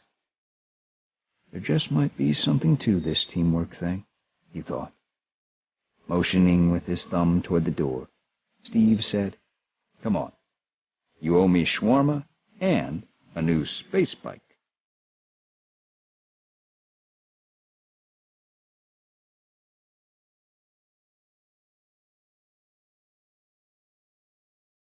This concludes the reading of A Mighty Marvel Chapter Book, Astonishing Adventures, 3 books in 1. Spider-Man, Attack of the Heroes, by Rich Thomas Jr. Captain America, The Tomorrow Army, by Michael Seglain. And Iron Man, Invasion of the Space Phantoms, by Steve Bailing. Copyright 2016 by Marvel. This book was read by MacLeod Andrews. This unabridged recording was published by arrangement with Marvel Press and was produced in 2018 by Blackstone Publishing. Neither this recording nor any portion of it may be reproduced or used for any purpose without prior written authorization from Blackstone Publishing. If you would like to obtain a monthly update telling you about new releases, call 1-800-SAY-BOOK. That's 1-800-729-2665. For a complete listing of our titles, visit our website at www.downpour.com. Thank you.